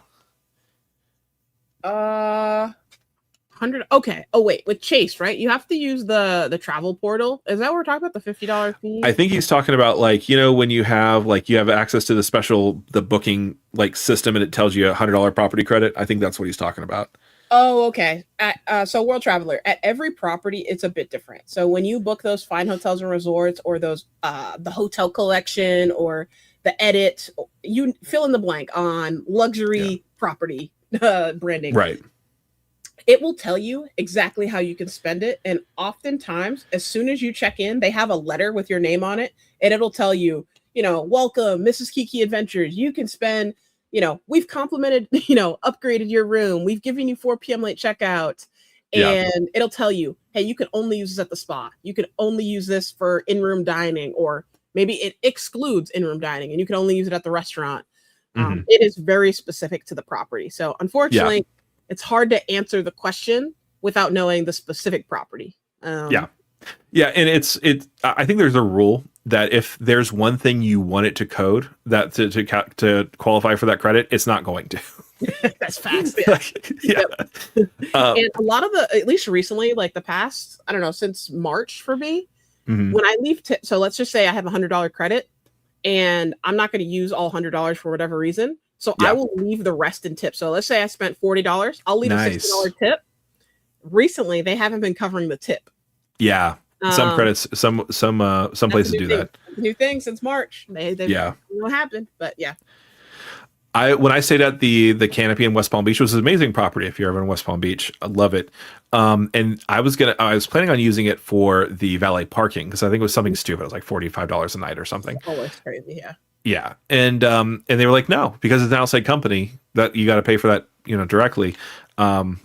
So I couldn't use that. But so what I did do is I got, I think, 5 margaritas, killed it on the rooftop bar. So yeah, yeah. The rooftop pool there is really cool. It's got a great view of the breakers and everything. It's awesome. Is that a property you think you would revisit again? Like, oh, absolutely. Yeah. Cool. Honestly, I will say for Hilton's, canopies in general have been really, really good properties. We stayed at the one in Paris and we stayed at the one in West Palm Beach, and a lot of the funkiness that I thought was just from a Parisian hotel, it's canopy. Like, they're really big into expansive lobbies with lots of natural light and lots of green accents and stuff. But the rooms are always really there's a mural in the room over the bed that brings in stuff from the local area. It was, I think the Paris one was an Eiffel Tower, and then the Orlando one was an orange grove and stuff. And it was it's really cool. Yeah. It's really cool. I love it. So yeah, those are really good. If you are Hilton's, canopies have become our favorites. Okay. But All right, Sleepy Rod, I'm here to defend the honor of the Amex Platinum. All right, Sleepy Rod. It's all for fun. It's all for fun. Yeah. I know I've said a lot of, hot takes tonight, but honestly, if the American Express Platinum card is for you, I'm not here. Philip's not here. No one here is here to tell you that it's not working for you. Oh, yeah. I just And want if you do want it, use the link in the description below. use Philip's link. Absolutely. I just want to challenge the norm that just because a card says it gives you $8 trillion in value, does it really? How many of those benefits duplicate over all of the other cards you have? Because again, counting it one time at 100% is fine, but when you get down to card 6 that has the same benefit, it's still not 100%. Like you can't value it the same. Yeah, 100%. That's it. James Yu. Hello, guys. I heard rumors about the BCP losing Disney Plus. Should I product change now or wait? Wait. Especially if you're using Disney Plus. Yeah. Let them pry that thing from your hands before you give it up voluntarily. Absolutely. Yeah. And you never know, like, even if they do change it to where it goes away, like maybe it'll go away for current card members in like 6 months or something, And I think that's generally like, don't ever make rash decisions just because I make a video with this on the thumbnail, Wait, which one? Sorry, I missed it. Which one? This one. I love it. Yeah. But yeah, no, just wait until they actually make the change. But yeah, that is one of the rumor changes of that card, which would kind of suck. That would suck. Yeah. Sleepy Rod, I do have a conspiracy on the Platinum as well, though. If you get Uber One from the Platinum, I genuinely believe Uber inflates the prices for you. Do you have any perspective on this? Sleepy Rod, weren't you here to defend the Platinum card? He was literally 2 comments ago. We've changed. But yeah, I've heard this depending on even your pickup or drop off location. I've heard that Uber sometimes inflates how much it costs. Yeah. I have no statistical or analytical data on this, but maybe you can try it, right? If you're staying at the Waldorf and you're comfortable walking across the street to the Holiday Inn, check the price at the Waldorf and then go across the street and see what the price is at the Holiday Inn. That's what I've heard. I've heard people say the price. Oh, absolutely. 100%. Even yesterday. So my wife was in a wedding, and so I had Wells by myself at the house, and she took the car that has the car seat thing on it. And so I was just at the house. So I ordered bagels delivered from a really cool place near me called Jeff's Bagel Run. It's really great bagels. And they had a buy one, get one free offer on Uber Eats. And so I got 4 bagels, paid for 2, and a coffee. And with my $10 in Uber cash, would you like to know how much I had to pay for 4 bagels and a coffee? Yes, please tell me. $17 on top. And that was with the $10 taken off. Yeah. I was like, okay, this is definitely Sleepy Rod, you're right. This is a conspiracy. Yeah.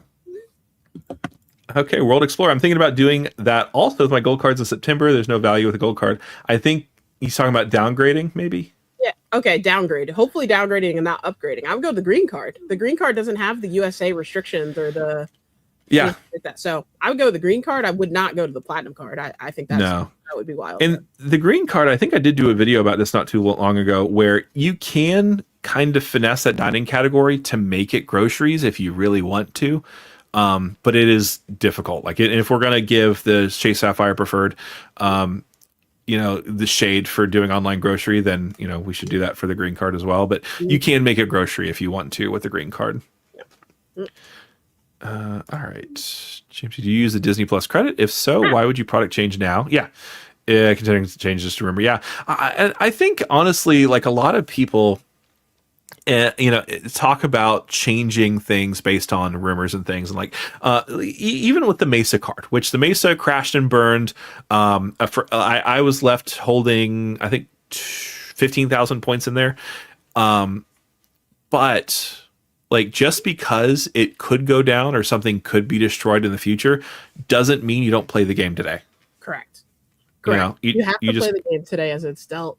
A prime example of this is that for the past almost 10 years now, they've been saying that the Ritz card is going to get discontinued. Yeah. If I would have listened to people in 2018 when they stopped giving that out as they're going to cancel this card, they're going to discontinue it. You know how much value I would have missed out on? Yeah. Come on now. Absolutely. You're a fellow Ritz-Carlton person, and the only reason I'm a Ritz-Carlton person is because of you. I think we talked about this. Would is the brilliant sign-up bonus worth getting rid of both of your Ritz-Carlton cards? Yeah. Yep. Really? Okay. Yeah. Because here's the thing, can't you downgrade it for 30 So days? no, the new brilliant sub rules are if you currently have any Chase hotel cards, then you can't get the sign up bonus. Well, not hotel cards, but Marriott cards. Yeah. Okay. So you'd have to completely close out the accounts. I think I would. Okay, hear me out. I know I am a risk taker when it comes to this. Yeah. I think I would cancel my card, apply like a week later, and then call Chase back and be like, hey, never mind, I changed my mind. If you do that within 30 days, I think they'll reopen the card. Really? I think so. So I think I'd be willing to roll the dice on it. I think there was a time on the if I remember correctly, there was a time on the sub for the brilliant. Like it was like you couldn't have held it within 30 or 60 days or something like that. Right, but you can always recon, can't you? Yeah. Yeah. Yeah, that's true. Okay. I'd just be like, I haven't had that card in forever. Like, can you check again? Like, that's crazy. There you go. Yeah. I don't know. I feel like I'd try some shit like that. That's just me. Okay. I'm pretty risky. Yeah. But like, I asked Lonnie this question the other day: is year one aside, which is better, the Ritz card or the Brilliant? I don't think I can answer that without a bias. So I don't know. What do y'all think? Like, what do you think, Phillip? What do y'all think? So I was actually, I've done a lot of videos, including ones where we've had a couple cage matches with Anthony because, versus the Aspire versus the Ritz-Carlton card, right? On paper, the Aspire card is a better card, at least for me, because I do a lot of staycations, so I can use the resort credits pretty easily. I canceled one of those two cards this year, and it wasn't the Ritz. Like I love having the Ritz. Like it's so easy. And it's an inexpensive way to get, like, I'm staying at the Ritz-Carlton in Orlando with that free night, and then I'm just using points to do a two-night thing. And we're doing it as a summer kickoff thing. We're just staying at the Ritz. And I can do it because I have this card, and I am saving $1,100 per night. Yeah. With that free night certificate. So, and of course, it's not a free night certificate. I get that. I'm sorry. I know. Yeah. You say what you want to say. I call it a certificate. But yeah, no. Okay. And so like that's great, but also, unless me and my wife get this Chase Sapphire Reserve, which we might, this is the only way we have time or to get into the Chase Sapphire lounges, and there's not a lot of them. But like, I like having the Ritz as my fallback lounge card. Like if I cancel all of the platinums, if I cancel our Venture X, if I cancel everything else, like this one will be the same. The one that means that I still have access to something. Yeah, okay. Yep, I'm with you. So I think having those is worth it. Where I would consider getting the Brilliant without the sign up bonus before I would consider killing the Ritz. Okay. All right. I like it. You're talking to someone that has 2 Ritz-Carltons, 1 Brilliant, and 1 Marriott business. So I already knew I should bow out of the conversation right then and there. I knew whatever I was going to be biased AF. So, what question? Which one do you use more between the Brilliant and the Ritz? Use more the Ritz. I take 80 flights a year, and 90-ish% of my flights go, or at least the fees and taxes go on the Ritz. Oh, because the protections. Yeah. 100% of my flights, like October through like March, because I live in Rhode Island. Yeah, absolutely, where it snows way more than it should. I put it on the Ritz. So, but like, I don't use the Ritz for anything else. Yeah, you know what I mean. It's just one of those cards that I have that I know has my back. That I know I can get $500-$600 back if and when my flight's canceled. Yeah. Okay. I go hard at that. Like you talk about you going to Fleming's, same. I'm going to Fleming's too. There you go. Yeah, exactly. It's so good. I love it. Nope. All right. Let's see. James background. I use it often, especially for the TV shows. Like, I guess YouTube Premium. Premium or maybe no, Disney Plus. Yeah, Disney Plus. Disney Plus. Okay. Yeah, Disney Plus is good. I don't have that. Background blue. I also don't have YouTube Premium, and YouTube is my most used streaming service. Don't want to bother with ads, so I use Brave browser. Okay. I'm gonna put that on my phone. I want to see if it works because I don't have YouTube Premium either. So it's not even like an ad thing. Which, to be fair, like I hate ads, and that's like a big thing for me. But the thing that I like about it is YouTube Premium allows you, first of all, to download videos to your phone. Yeah. So if you're flying, like that's kind of nice. But then it also allows you to play them in the background. So a lot of the podcasts that I do, I'll watch them on YouTube so it saves my place. And that way I can either watch it or I can listen to it in the background and just, so that kind of works for like, because I go for walks with Sadie, like probably it's at least 1.5 miles every day. Mhm. And so that's how I catch up on YouTube stuff, is just it playing in the background while I'm walking. So that's kind of the killer app for me. Spending money on YouTube Premium, I can feel it. I don't know. I feel like people always try to talk me into it. Well, somebody actually gave Anthony a super chat for YouTube Premium, and he still didn't do it. So come on, Anthony. I'll text him later that I said this. Oh yeah, no, we all know that Anthony sucks, but he's the best. I mean, he's probably the best person of all of us, honestly. But yeah. Oh yeah, you were asking about that. There's a Brave app. Okay. Yeah, I just downloaded it, so I'll test that out. But yeah. Background giving James. Yeah. I would say just blanket statement. Any card that gets discontinued or the things change, typically if you're already a customer, you get locked in for like 1 more year or something like that. Like you're usually locked in. So I would just say, don't let the rumors drive fear into your life. Just keep the card, wait until you get your specific letter and decide from there. Yeah, 100%. DoorDash also has a minimum purchase requirement for order pickup of $20. Low-key makes things kind of inconvenient, even if you're not thinking about the Chase DoorDash credits. That is weird. Yeah, I thought you could go to 7-Eleven, or that's out. I guess that's out now with $20. Maybe, yeah. Isn't it only $10 or something you get? Oh, you know what? Because I don't do DoorDash pickup. That's what it is. I always do Uber Eats or Grubhub pickup to use the credits, or otherwise I'll just book or do it with the restaurant directly. So I don't actually do pickup with DoorDash, so I don't know. I don't have DoorDash on my phone. I don't think I've used DoorDash. I used to use it a lot more because I got it for free. I got the DoorDash, whatever the premium thing is, with my Southwest card at the time. Sweet. And so I used it a little bit more. And there was our favorite burger place was only on DoorDash. So that was pretty much why. Okay. Calder's, if you have the personal platinum, then you should have the YouTube premium. So this is the marketing talking, Calder's. You bring up a very valid point, right? If you're going to have one, you need to have the other. But that's the marketing, right? Yeah, I told Calder though, I haven't had a platinum since like 2022. So like, I'm out. Like a personal platinum. Right. So I'm out here. I'm out here exposed. I don't have YouTube Premium. I love YouTube. If anyone wants to sponsor YouTube Premium, I will send you my email address. I will. I think I have a space in my family account, so you can just send it to me and I'll add you. Oh yeah, I'll do that right. I'll text you right after. All right, there you go. Yeah. Thanks, might have to boot one of my aunts, but No. Please don't do that. No, it's fine. Okay. Yeah, no, it's fine. No, wait, no, not fine. No. I definitely have a space. I definitely have space. Oh my God, Phillip. It's Christmas in April. This is crazy. I know, right? Yeah. Well, I think because you're the one that made Anthony your authorized user on your Ritz card, so I'm just paying it back for him, I guess. I'll leave that be. Anthony's not here to defend himself. Right? Is that a Withings smartwatch I see?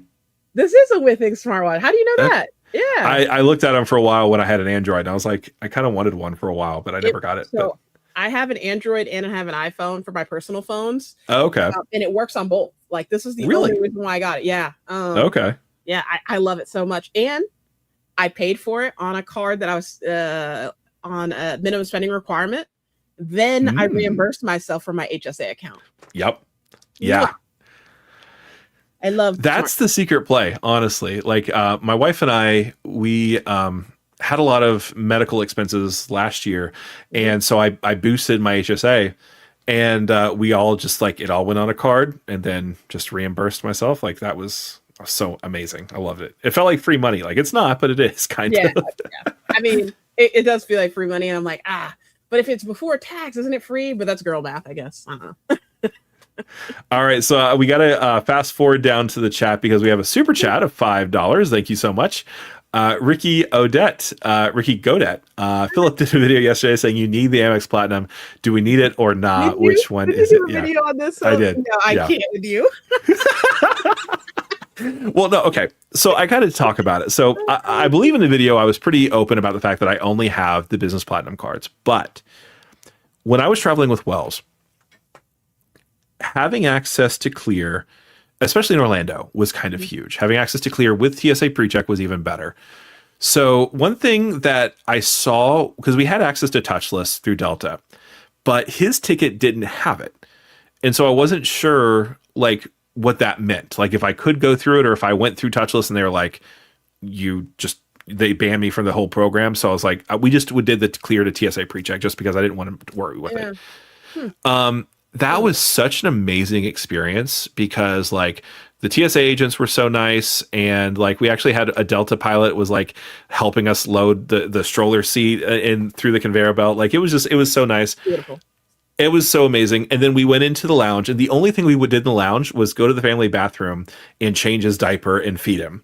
But like, because we had the space that was like outside of the airport, it was nice. It was really great. And then we also did that again at the Centurion Lounge, which, interestingly enough, the Sapphire Lounge is a lot better for families than the Centurion Lounge, but I'll leave that for a video. Okay. But having access to the lounge bathroom, to like have space to feed him, to feed us for free, like all that, like it really helps when you're thinking about traveling with families. Like, and that was the whole point of the video. Okay, I see. Okay, but you got to answer the question because you got to see Yeah. here. So, do you need a platinum or nah? Yeah. So if they gave me an upgrade offer, the day that they show up an upgrade offer is the day I get a personal platinum. They're like, okay, here's 5,000 membership rewards points. You're doing it? You're doing it? It maybe. Ooh, I love it. So they're like, okay, Amex marketing, you heard it here first. Yeah. Okay. Yeah.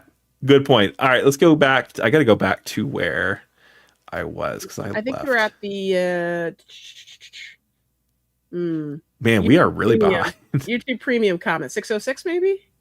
Oh yeah. Okay. Yeah. There we go. Calder's. Okay. Yeah. So Brandon Ross, you have to live in or near a big city for the CSR to make sense. Less so the case for Amex Plat. Okay. I haven't heard this before. All right, I live in a mid-sized regional city. CSR credits are useless here unless I travel somewhere else. Okay. I don't have the CSR, so I can't even mentally wrap my head around that. But I thought, isn't it like all in the Chase travel portal? Like most of those credits? Or yes, yeah. So the hotel credits are in the Chase travel portal. I think the only thing that's really kind of the clincher for me was the dining credit because it's decently sized. I think it's like a couple $100, I think. Okay. Interesting. Okay. I think it's like $300, $150 every 6 months or something like that. If I remember correctly. Correct me if I'm wrong in the comments. But okay. Brandon, let us know. Like, is the CSR your primary card, or do you have like a setup? I'm curious to know, like, what's your setup that makes sense in your mid-sized city? So I will say though that Resi is a lot better in mid-sized regional cities than the Chase Sapphire dining. Like we have in Orlando, we have, I want to say like 7 or 8 Sapphire exclusive tables restaurants. Okay. And we have 7D Resi restaurants. Okay. Yeah. And so it's a lot easier to get that value from the Resi restaurants, but which is weird because there's one restaurant that's actually on both. Nice. So what I wanted, if I do get a, oh yeah, if I get a CSR, if I ever get a CSR, that's a video I'm doing. It's like, can we do both at this one restaurant? But yeah, no, it's harder because of stuff like that. And I think they have is it some sort of a concert credit or something like that as well, which if you live in a smaller city, you probably don't have really good concerts to go to. Dang, throwing shade out here, Phillip. Dang. I live in Orlando. The best thing we have is, I think we got the Backstreet Boys recently. Okay. Like, we don't have a lot. All right. Yeah. I'm a 90s kid. I can't help it. I know, right? Yeah. World Explorer, the Platinum may be useless outside the USA, but it helps you get there. That's a good point. So here's the thing, right? I value American Express points really high. And then I started thinking about why I value Amex points really high. Okay. And I don't have a good reason. Like the only reason I like them is because they transfer to the partners that I care about, which is good. And I can get a lot of them both through spend and through sign-up bonuses. But if all I'm doing is transferring my points to Virgin or Air France to book those Delta flights because I hate the excise taxes, or I'm trying to get Citi so I can spend on hotels, or Wells Fargo even, because Wells Fargo is an amazing hotel partner now, like those Amex points are kind of worthless because I did used to send them to Hilton at 1 to 2, but that doesn't make sense anymore. Interesting. So Okay. like, I mean, the Amex points, they'll get you there because you'll get the points, but I don't know if I value Amex points more than any other person. Maybe higher than Capital One, but not that higher. I don't know. What do you think? I agree with you. I was just Yeah? looking at my Okay. spreadsheet of, all the points that in miles that I've used so far. For whatever reason, I have such a guilty time utilizing my membership rewards points. It's my Mhm. highest balance by far. And I Yeah. love them so much that like I'm willing to go down to 0 on everything else before I even consider looking at my Amex points. I have Yeah. there's no mathematical reason why, but it's proven based on, I think I've done how many flights? 20 flights this year so far. Yeah. And yeah, I have only 2 transfers to American Express membership rewards points. Wow. So, Okay. and I'm just looking at how many flights. It's 28 flights so far this year. Yeah. Okay. Wow. Yeah. I mean, it was funny because my wife and I, we hit the Venture X sign up bonus, the 100,000 point offer. And we originally had the flight back from Edinburgh was booked through Atmos on American Airlines Metal. Mhm. But we decided we wanted to come back like 4 days earlier than we were. So we canceled that flight. And the only thing that made sense points wise and taxes and fees wise was booking directly with British Airways into Chicago O'Hare. And then I used Atmos to book the first class flight from O'Hare to Orlando. Mhm. And like, I could have used Amex points. I could have used Citi points, I think. But I decided to clear out my Capital One miles because that was the one that I cared about the least. And it was like, it's weird because like that's kind of the mentality in my head, but it's like, I don't know why. You know? No idea. I think we just get in the rhythm of like, Yeah. and also like a lot of these transferable currencies, like they transfer to the same partners. Like no matter if you have Capital One, Amex, Citi, like they all pretty much transfer to the same handful of partners. So it's like, all right, I'll just, if I need flying blue miles, I guess I'll just transfer whatever, Yeah. There you go. Yeah. Yeah. Oh yeah. This is you talking about not having the edit on CSR is affordable outside the United States. Interesting. Nice. Okay. So there's one hotel on the edit collection that is actually pretty reasonable in Orlando that I would actually stay at. The rest of them are kind of like, it's like the Four Seasons or something like crazy. Like I'm never going to pay cash for that flight or that hotel. Yep. But speaking of which, one of the things that I was so excited about with Mesa was there was some hotel program. It was the Omni. The Omni hotel program was a transferable partner with Mesa, and I got so excited about 5 that. days or something like that. Yeah. Yeah, and they announced it after I cleared out my Mesa account, and I was like, "Dang it!" Well, hey, at least you cleared out your Mesa account. I think we should take that as a huge W. Oh yeah, yeah. Oh yeah, that's how I booked my Cathay Pacific flights. I booked British Airways business class on Cathay, and that was actually really nice. Oh, do you use anything to help you determine like Max HR or any of these other sites to like help you determine like all these credits we have? Does that make sense? So, yeah, that's a good point. That's a good question. I really don't use them when I'm booking, and the reason why is because like part of the reason why I love credit cards, points, and miles is the thrill of the chase on my end. Okay. Like I would rather research something on every single inch of my spare time. Like if I'm feeding Wells and like I have to sit for like 20 minutes before I can put him down, I'm on my phone and I'm researching flights and hotels and stuff.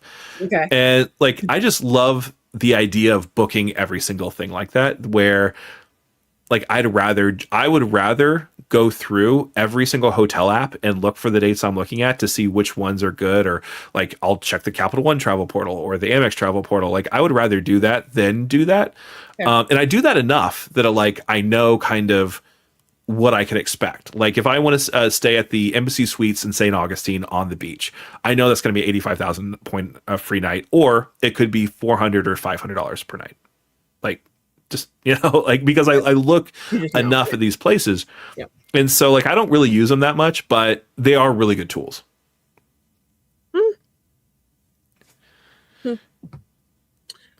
Phillip, is one of your Delta Platinums metal and the other one plastic? That's what I do to tell them apart. They are not. They're both metal, actually. Why do you have two Delta Platinums? One personal, one business? They're both business. Oh. So the other one's in my big wallet. I can find it if I care. But no, they're both metal. And the reason I got it was because I got an upgrade offer for my Delta Business Gold card to the Platinum card. And I think it was like 50,000 points or something like that after spending 6,000, which, yeah, sure, why not? And but that was around when they had the all-time high sign-up bonuses for the cards too. And I didn't want to lock myself out of either of them, right? Because if I got the sign-up bonus, then I locked myself out of getting the upgrade offer. But if I got the upgrade offer, then I wouldn't get the sign-up bonus. So I signed up for a Delta Business account, applied through the special Delta Business link. So it was 110,000 points after spending 8,000. Wait, no. Yeah, no, it was 110,000 after spending 6,000 in 6 months. So what I did was I signed up for that one, and I actually had to go to Recon because I had to cancel my Blue Business Cash card in order to be able to get it. And so like in the week between after I got the email saying I was approved and when I actually got the card and could add it to my account, I took the upgrade offer. And so I have two $6,000 sign-up bonuses, but at the end of that, I'm going to have 160,000 Delta points. Well done. So, well done. Yeah. Okay. And 2,500 MQDs. So about that. So I got the 2,500 for the new card credit. Yep. They prorated the upgrade. So I only got like at all. I thought it was one per card. No, they prorated it. Like I caught. Yeah. So I presumably whenever I have to pay that annual fee for that card when it re-ups, I think it's sometime in May or June. Presumably, hopefully I'll get those. But yeah, that's what I got so far. Very cool. Okay. So I don't have the status yet. You're gonna get rid of those after you get the. Oh, absolutely. Yeah. One of them's gonna be a straight closure, and the other one I'll wait to see if I get an upgrade offer to the reserve and do it again. Okay. Cool. Yeah, but I don't know. 2 reserves though would be a lot. Steep, unless you need the passes. Right? Yeah. If you need that many passes, then maybe it makes sense. That's true. Yeah. I don't know. I'm just talking now. Yeah. I mean, on paper, the system works because what's weird is they didn't give me a single offer for a personal Delta card. So after I max out the upgrade and the new card train with the business side, I still have free and clear for the personal side, which is going to be amazing. So, love it. Yeah. But yeah, no, and that's the thing about this idea of an end game, right? There's always another play, Fully agree. And whenever I do the personal card, then I'll start on the wife's business side, or my wife's business side, and then her personal side. We can do the upgrade, and by then it'll be time for me to do my side again. All right. We really got to catch up. Sorry, you guys. No, I keep distracting us. I think it's me. It's a good conversation though. Really enjoying and learning from this discussion as I have no Amex cards. With Capital One Saver going to Discover, I wonder if Discover is accepted even less than Amex International. 100%. 100%. Next question. Yeah. 100%. Yeah. I've never seen a Discover logo anywhere outside the U.S. and sometimes not even in the U.S. They operate off the Diners Club network, which can be accepted, but it is very few and far between. Okay. Like I think there was one restaurant we went to that was in a bed and breakfast in some town in the Cotswolds, and they took Diners Club, but not American Express. But most of the time, American Express is easier. But yeah. But yeah, no, and that's the thing that I hate about the Capital One cards. Like they're pushing the Discover network. Like they can invest in branching out that network, but it's going to be so costly for them. I don't know if it's going to be worth it. Yeah, and I don't know. Maybe they will because they'll have like Capital One's infrastructure, but I doubt it. Yeah. Because they're not going to go to Visa. You know what I mean? Like, no, yeah. And like the thing is like Capital One, like they're so good at traveling. Like it's like you don't even have to notify I've them. never had an issue with my Capital One card. No. Like I've never had a problem. Like when I fly like overseas, like my wallet has 3 cards in it: my ID, my Saver, and my Venture X. Like that's Love just it. how it is, you know. But yeah, if they ever say my Saver to the Discover, then that destroys that for me. Mhm. I guess I'm gonna have to use my Chase Sapphire Preferred at that point. 75,000 spend though is a lot of spend. Frequent Miler actually did a podcast about this recently. Which card should you put the most amount of spend on? And it was a really interesting discussion. It's basically which kind of loyalty status do you want to earn? Essentially, is what it boiled down to. What was their verdict? Do you remember? Or maybe I should just watch it there. It pretty much just depended on like, do you care about the Southwest stuff with the Chase Sapphire Reserve, or do you care about earning free night certificates on hotel cards, or stuff like I don't that? think there's enough. Like I don't think if I had unlimited $75,000 spend, a Yeah. hotel card is going to be last on the list. Like out Oh, of all the 100%, cards, there's just no way. There's no way. Yeah. There's no way. Yeah. You're not going to catch me doing that. I think the only thing that would make sense is if you did, like, for example, so I got the Surpass card offer recently, and that was one of my 11. And Right. it has the free night certificate, Mhm. which if I spent 15,000 on it, and the multipliers are there that it's reasonable that I could do that if I was all in on Hilton, get the second free night certificate, right? And then I product change it to the Aspire, get the Aspire's free night certificate, and the Aspire gives you one after you spend 30,000. So like I could get 4 if I played it right, but Okay. I like it. yeah, it's just you have to spend $30,000 on Hilton hotel cards, and it's like, do you care enough about that? Yeah. It's a different Okay. deal. Calder, it's interesting. I won't keep more than 10,000 built points in my account.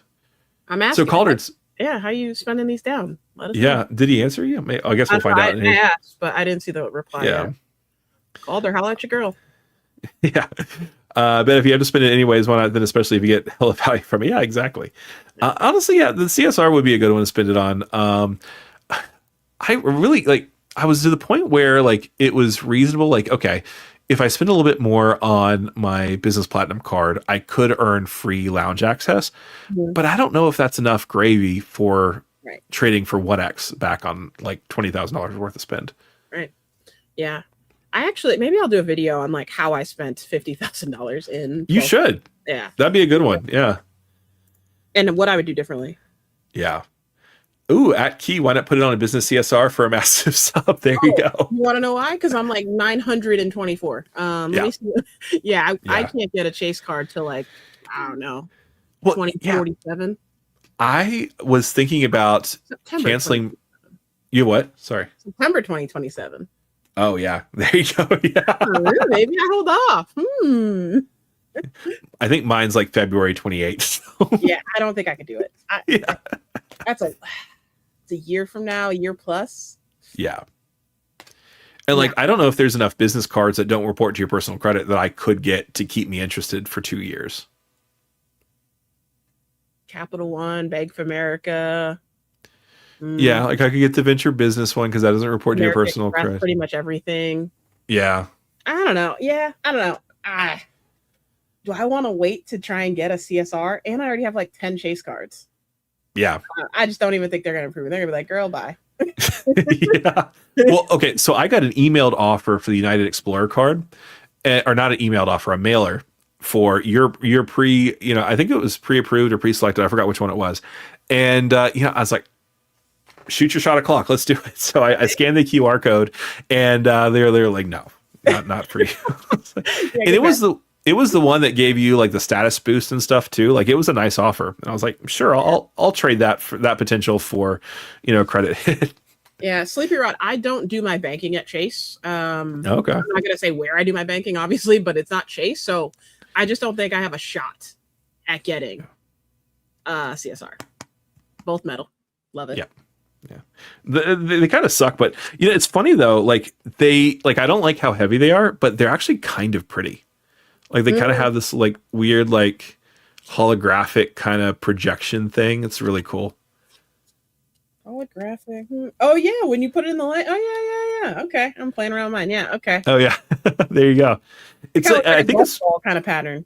Right. I think it's one of the prettier cards I have in my wallet, but I'm not going to be spending on it as soon as I'm done with the side of that bonus. Yep.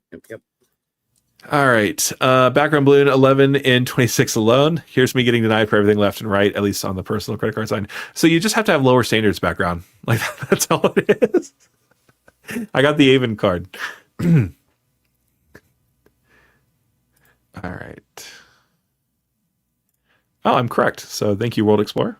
I don't know what I was correct about, but I will take that. Everything. Yeah. Okay. Teacup, sorry for going off topic, but should I worry about inquiries on my credit report when applying for a lot of cards in a short time? You probably picked the wrong forum for this question, but Key, go ahead. No. Inquiries typically don't matter after 3 months on your report. They just have less and less weight over that time.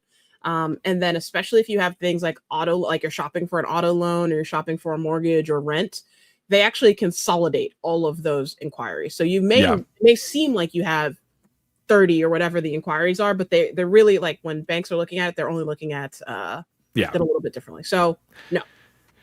It's funny, like at least once every other day, there's a post on Reddit like, oh no, a dealership shotgunned my credit report and I'm shot now and I can't get any credit. And it's like, no, you can get credit. Like how like when you go and they like send it out to like 17 different banks. Like, yeah.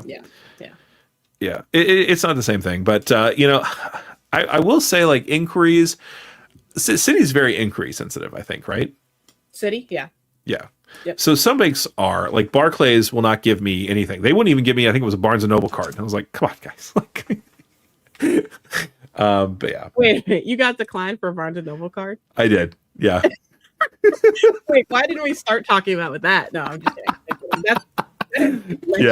That is the You have cards that people will give up their firstborn, like the platinum card and all these other cards, and they won't give you a Barnes and Noble joint. I know. I have no idea what's going on. That's wild. Yeah. Oh man, Kevin, what do you guys think of Wells Fargo adding Wyndham at 1 to 2? I personally love it. I think Wells Fargo, I know people are going to hate on them because they don't have that many transfer partners, but the ones that they do, I think they hit good. I think they're easy for people to use. Like there's not like Wyndham has a fixed award chart. So like you don't have to look if Taylor Swift's in town, it's going to be 9 trillion points. It's still going to be 7,500, 15,000 or 30 and cut that in half, right? Because you have that 1 to 2 transfer. So I did. Sorry, go ahead. Sorry. No, please. So I did a status challenge with Wyndham last year, and I started it, didn't finish it. And the reason, I think it was through my national, I got a national executive elite status, like the top one from my Hilton Diamond status. Okay. And then I used that to get Hilton or Wyndham. What's their top one? Is it Diamond too? Diamond, yeah. Okay. And I got it. And I was going to use it because we were staying at the Wyndham Bonnet Creek. We were supposed to. And then I was looking around at other hotels and I saw that we could get the Waldorf for that weekend for, I think it was $50 more per night. And I was like, we're doing the Waldorf. So I never did complete the status challenge, but so I don't know if it was worth it or not, but Waldorf, Bonnet Creek, Walnut. What do you think? Is this a net positive for Wells Fargo, or you think it's like, too little too late? So the thing that I like about Wyndham is that there's a lot of interesting sweet spots. I think Wyndham they're the ones that do La Quinta, right? Or is that Choice? Oof. Check. I don't remember 100%. Because if it is, La Quinta does, you can bring your pets for free. So if you're on a road trip and you want to bring Fido, that's actually a really kind of sneaky win. That's really cool. Okay. Yeah, it is Wyndham. Nice. Yeah, okay. So that's kind of cool. The one thing about Wyndham is if you're staying domestically, the top end is not really there. But if you're just trying to get like really good value for family road trips or family trips to wherever, like it's a good value, especially at 1 to 2. All right. I think. But I think they have a couple where you can do, is it Vacasa that was the one that's supposed to be with Wyndham or? Yeah, but that's over. That's over now? Okay. Yeah. All right. RIP to that. Yeah. They always break everything. I live abroad, so the gold card and the green card is only for U.S. groceries. Okay. Got it. All right. Yeah, it depends. Like if your market doesn't take it, then yeah, 100%. Oh yeah. So Roman, can you just give you an example? I was in Mallorca last summer. I tried to use my Amex Gold like 15x, and it was only accepted only 15 times. Sorry. Yeah, got it. Okay, yeah. Also Mallorca. Wow. I've always wanted to go there. Yeah. Dang. Okay. Well, I stand corrected. I hear you. I'm just saying, right? I just have seen a lot of American Express Platinum billboards in all these international airports. That's all I was just trying to say. I haven't been to Mallorca, though. I haven't been to Mallorca, but it's on my list. I'll wait for a flight deal. We'll have to do a creator meetup there. They don't accept Amex in Slovakia. That's good to know. Oh. Okay. Oh yeah, Kevin. Do you remember the Capital One Saver, the one with the annual fee of $95? Do you have it, or did you have it? Mm-mm. Okay. I've never gotten a Saver. Oh, okay. So I actually saw one. We were in Northern Virginia, and I was at a Target, and there was somebody in the line in front of me that had the metal, because it was a metal card, the metal Saver card, and I was like, "Can I just touch it?" And he was like, "This is weird." I was like, "I'm really into credit cards." Like, oh, Phillip. Yeah. Okay. All right, we went there. Yeah, but no, he said he was getting 4x at Target, which I don't know if that's a regular thing or not, but that's cool. Yeah. I don't want a lot of credit card. I want few credit cards, but with high rewards. Yeah. Yeah. I mean, here's the thing though, Kevin. Same, but like it's hard to just like there's not just one best credit card. Like I feel like you have to kind of like be brand disloyal. Like you have to have a card with Amex, you have to have a card with Citi, right, in order to get high rewards. Like because like I said, if you just have the platinum card, that's it. That's not high rewards. Right. And if you just have the Citi Premier, then your airport experience sucks. Like so I hear you. I don't want a lot of cards either, but here we are, 112 later. Yeah. I think I definitely think that my bar for deciding if I should get a card is kind of low. Like the reason I have the Venmo credit card is because they sent me an in-app offer for $150, and I was like, sure, yeah.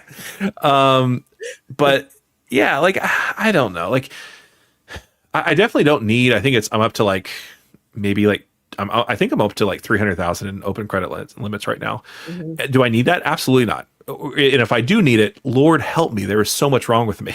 Like but just having all these credit cards and like having all these, like right now, for example, like this trip I did, I killed both of the Delta Stays credits for that stay. Nice. And so like I didn't have to pay for that hotel room because I had these two random cards that when I got them, I definitely didn't think I was going to use them in Atlanta, but I did it. I use it. So you do definitely get good rewards, but it is a lot keeping track of it. I just don't think the simplicity, if you want simplicity, you're going to lose in some other area. Mm-hmm. Yeah, unfortunately. And I mean, I'm seeking out the one card. Like if there's a one card that I don't know about, please let me know, Kevin, because I need it. I need that in my life. I would love to just have one card, a driver's license, my Tesla key card. Oh, and my 4-way Clover. Like I would love to rock that setup. That would be my jam.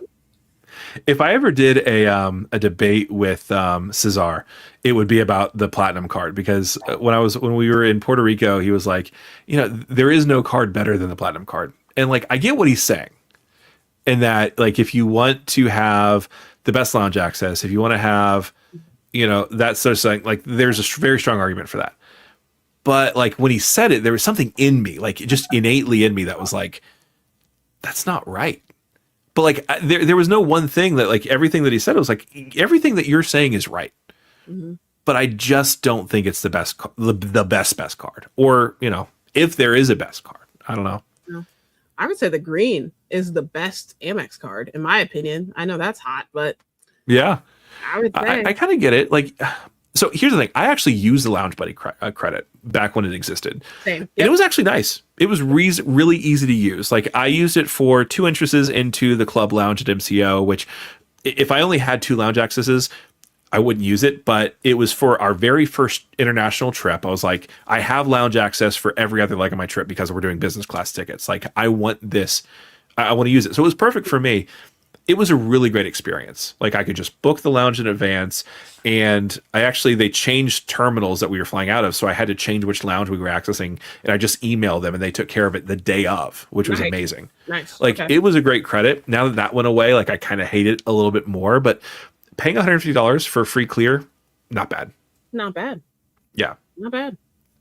And just 3x on mostly everything travel, and mostly everything. Mostly. And the transit category is huge too. Like when this was for taxis, like my taxis in London, this was the card. For metros under the tube, like this was the card.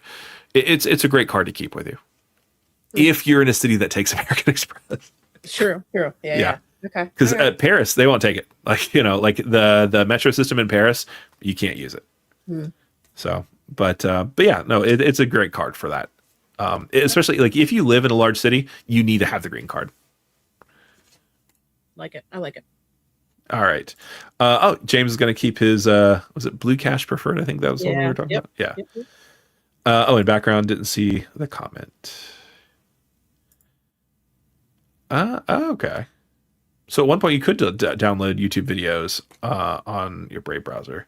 That's okay. Yeah. My guy Phillip's going to hook me up with YouTube Premium. There you go. Yeah. Absolutely. You'll never hear me say it again. Yeah. Okay. Let's talk about Robinhood. It's been a while. Since we talked about Robinhood. Yeah. I'm using Robinhood Gold as my Costco card. And it's a no-brainer card. It's the best. I know the Costco is better for cashback, but I don't want to wait 1 year for my cashback, so I use my Robinhood. What do you think? I don't have Robinhood Gold, but I do love Costco. Listen, if I don't have it, Phillip has it. If Phillip doesn't have it, I have it. Oh yeah. So I'm gonna bow out of this one, but I do love Costco. And remember that you can fund, like you don't have to use, what is it, Visa or MasterCard? I forget what Costco is. You can use the online app to fund like a Costco gift card for yourself. You can buy that while you're in the store. So if you know how much your stuff's gonna cost, you can use an Amex card, or a MasterCard, whatever, to fund that. So absolutely, yeah, you can definitely do that. And so I think depending on where you buy those gift cards at, you can probably get 4x somewhere else. But yeah, no, totally. I think 4x on everything. 3x on everything. The business, if you buy the gift cards at an office supply store, then the 4x could. Okay. The business gold card could cover it sometimes. Okay. There's a lot of maybes in there, but it's possible. Theoretically, it's possible. But yeah, no, the Robinhood Gold card was my card. So I had the Venmo credit card, and that was my Costco card for a while because that covered grocery and included Costco and Walmart and Target, the whole 9 yards. It was amazing. And then I got the Robinhood Gold card, started using that. But now that we have the Venture X, like I would rather get 2x than 3% cash back. Okay. Ooh-wee. What about this? What about 2% on the Fidelity card versus the Robinhood Gold card? Yeah, okay. I'm asking. So here's the thing, right? I've used my Robinhood Gold card a lot more than I've used my Fidelity card. Okay. So I guess that's the answer. But like the problem is, I think if I actually, here's the thing. So I have a Roth with Fidelity, and I have my work 401k with Fidelity. So like I could theoretically put all those rewards into either. And the thing I love about Fidelity over the Robinhood Gold card is if you're someone like, when I do get serious about opening up Wells's 529 plan, which I haven't yet because we're adopting, I don't have his social security number, the whole 9 yards. But when I do that, like being able to convert my rewards and put them immediately into his college savings plan, or like if I wanted to fund for his, his financial future, I love that idea. It's very seamless. And the fact that I'm already with Fidelity, like I love that thing. I just don't know if I'm that kind of person yet. Okay. That's fair. Like, I think I'm too weak. I need the points. Nah, you're not weak. You like the points. It's all good. I like it. Honesty. Like the Fidelity card is the perfect card for the man I want to be. Striving for greatness. Okay, got it. All right. World Explorer. Ecosystem. Sorry, go ahead. Trifectas with only one ecosystem don't work nowadays. Once you're in the game for a minute, it's based on travel partners. I think this is what I was saying when someone said, like, I forgot what they said a couple minutes ago, but yeah, I think you gotta, it was Kevin. You kind of Right. got to mix it up and find like a trifecta that isn't with the same bank. I think that doesn't exist anymore. Right. There's too much overlap with the same bank. Yeah, and that sort of flexibility, like for example, like if when I had to pivot with that flight that I canceled and had to rebook, let's say like what if there was a Turkish Airlines flight that was perfect for what I needed or something like that? Then like I'd have to have a points currency that also went to Turkish Airlines or just something like that. And so being able to have multiple ecosystems mean that you can pivot in that sort of a meaningful way. Like, for example, like, okay, so if I was just in Atmos points, for example, and I canceled those flights, I would have to be looking to rebook with Atmos, which meant, if I wanted to book that same British Airways flight I'm going on, I would have paid $1,000 in taxes for that same flight. Whereas because I booked it directly with Cathay or not British Airways, I paid $400 per person in taxes, which is still a lot. It's just not 1,000. Yeah. So flexibility helps a lot. Agreed. Oh, interesting. So the first thing you do is negotiate down the annual fee. After that, you have to live in a cave and not to make it work. Absolute trolling. Love that. There you go. Had me in the first half. Yeah. I was like, oh, this is going to be interesting. Wrong. Yeah. Carl Johnson, I got approved for the Venture X last Thursday. Nice. Good job. I got my $300 credit used and got my Hertz account set up. Nice. Yeah, Hertz president. Search where it's at. Hertz is on my naughty list though. Uh-oh. So it was weird. So I actually qualify for the friends and family discount with Enterprise and National. Okay. And we had a booking for Thanksgiving. So we were traveling up to the mountains with another family. And so we had to get the Mac Daddy car, like the extended, either Expedition or Grand Wagoneer or whatever did it. They had decided on their end that they were going to give us the Grand Wagoneer. And the morning before we were supposed to rent the car, there was a massive recall and a stop rental order on those cars. Oh. And because they had already decided in the system that that's what I was getting, they couldn't pivot. So their answer was, you don't have a car. So like that sucked. Yeah. And like we were about to leave. And like basically the only other option is each of us drive our own car. And we didn't want to do that. So I had to look around and I was able to finally get a Hertz car that was actually cheaper than I would have been paying with a friends and family discount at National, which is great. But they decided 2 months after I returned the car that I damaged the windshield. Oh man. Okay. Yeah. And so I investigated first by giving them the number that they gave me, which honestly, and this is just a ding on every rental car company. Every 800 number they give you immediately goes to a call center that has no ability to fix anything. And so they didn't fix anything. And they tried to say it was because I didn't have a video of the before and the after. But I did, but they just didn't look at them at the same time. So that meant that I didn't send it, which was fun. Anyway, so like I finally called the actual location that I returned it to. They're like, we haven't submitted any damage claims of any car. So I don't know what you're talking about. It turned out that another rep at a different location submitted the damage claim. So we had to call that location, and then we talked to the manager at that location that I never did business with. And they're like, oh yeah, there's no damage in this picture. So they just canceled it out. But it was like, I had to do a good 3 days of calling and dealing with a bunch of different people. And it was stupid. Like 2 months later, what did they bill everybody that rented the car in that time span? I know. Like, Yeah. And it was just like, I probably shouldn't have gotten as worked up about it as I did because I put it on the Ritz card. It was primary. At the end of the day, it wouldn't have been that big of a deal. Sure. But like, no. But still. Yeah.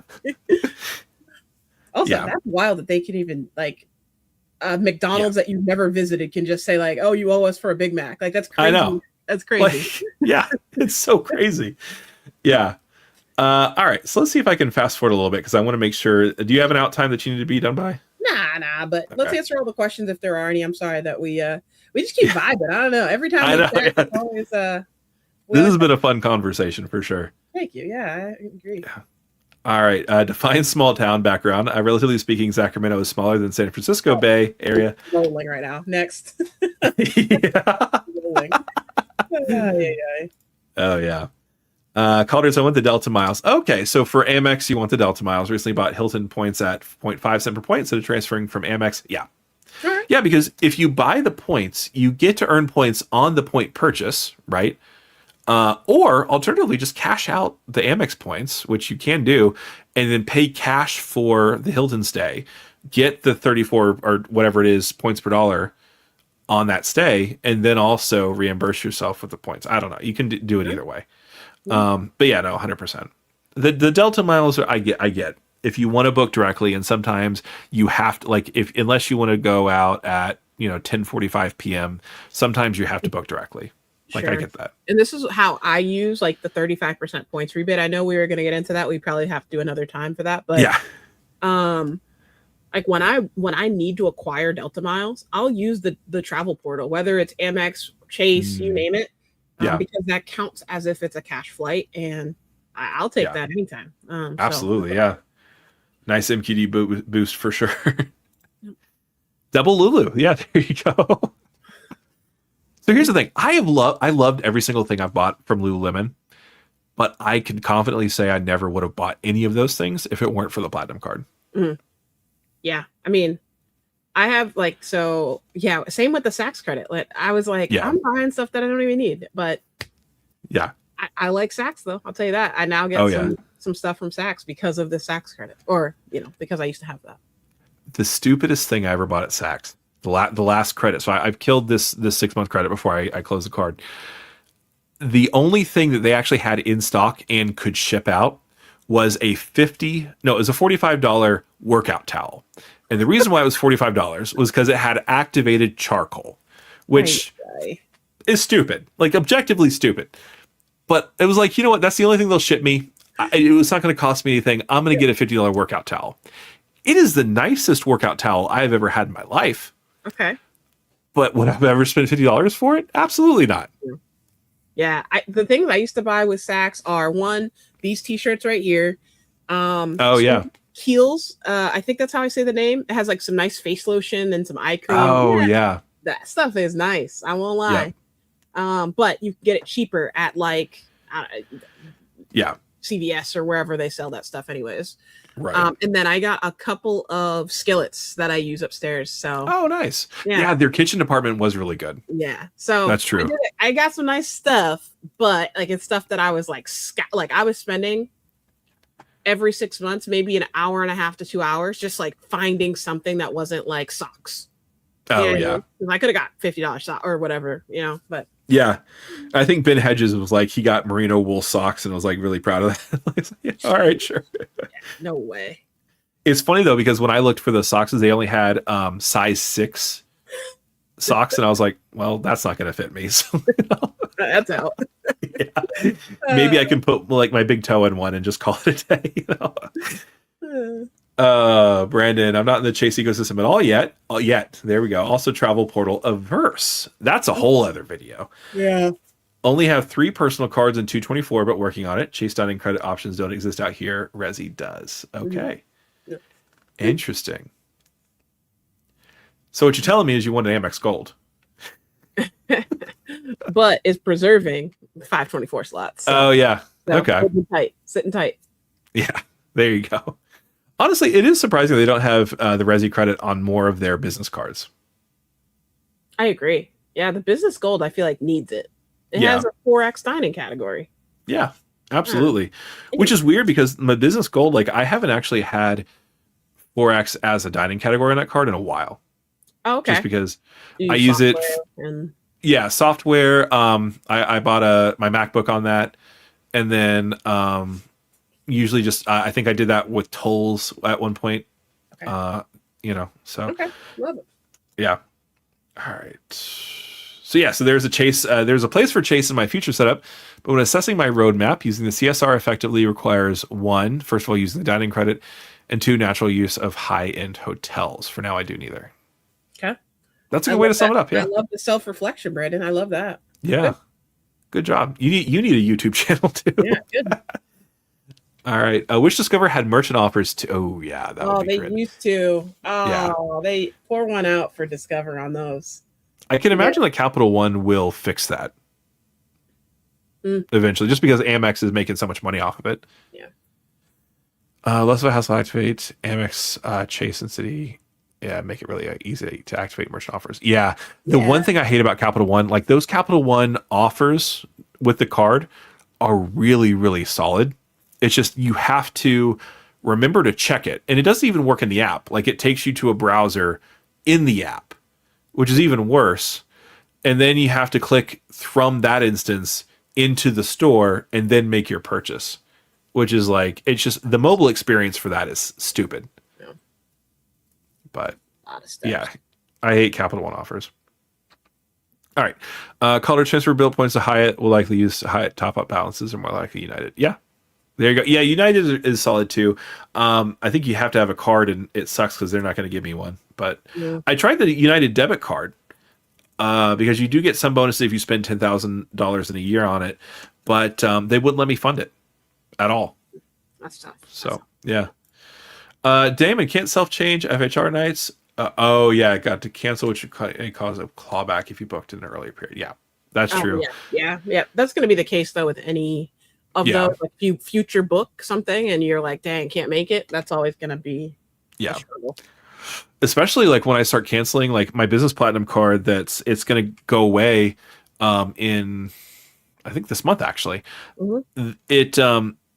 I probably am going to have to downgrade it to the business green card just because like I have existing bookings on that card for FHR, and I think I don't know if I need to have that actual card active Doesn't it for just that. have to be an Amex card? I don't think it has to. Okay.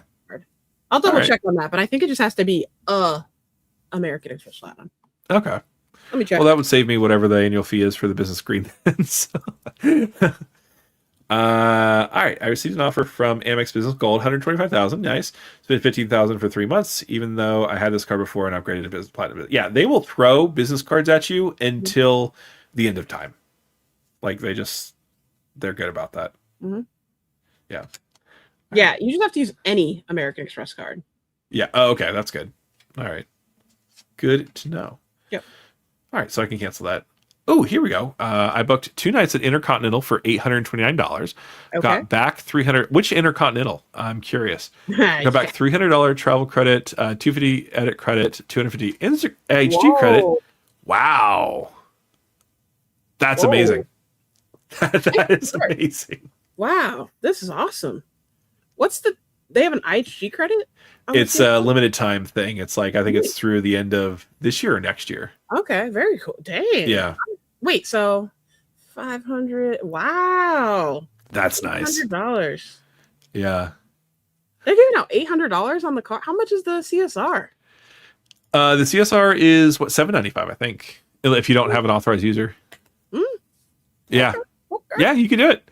Are you going to apply for this? Well, actually, no, you can't. Yeah. No, I would just product change. Yeah, I would just product change from Freedom or whatever. Oh, yeah.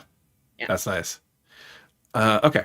David, I got denied for a $500 B of A business card, but I got approved for the Westcom Credit Union $500 UCLA card. Hey. Okay, there you go. So I've been trying to get a B of A card, and they're apparently inquiry sensitive and new card account sensitive. And so not the cards for me, but I tried. I was just like, I just want to see if I can get a secured card offer. Won't do it either. So yeah, it's too bad. Yeah. Okay. Brewer? Who's that? I have no idea.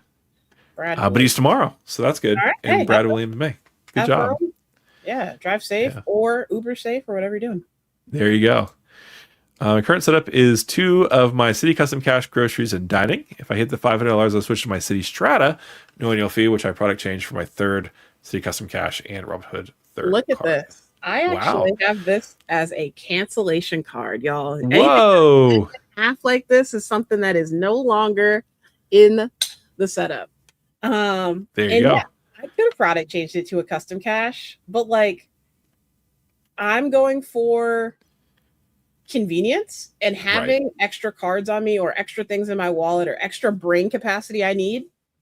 I'm just past that. I think I'm over it for 5. Like same with the Discover It cards.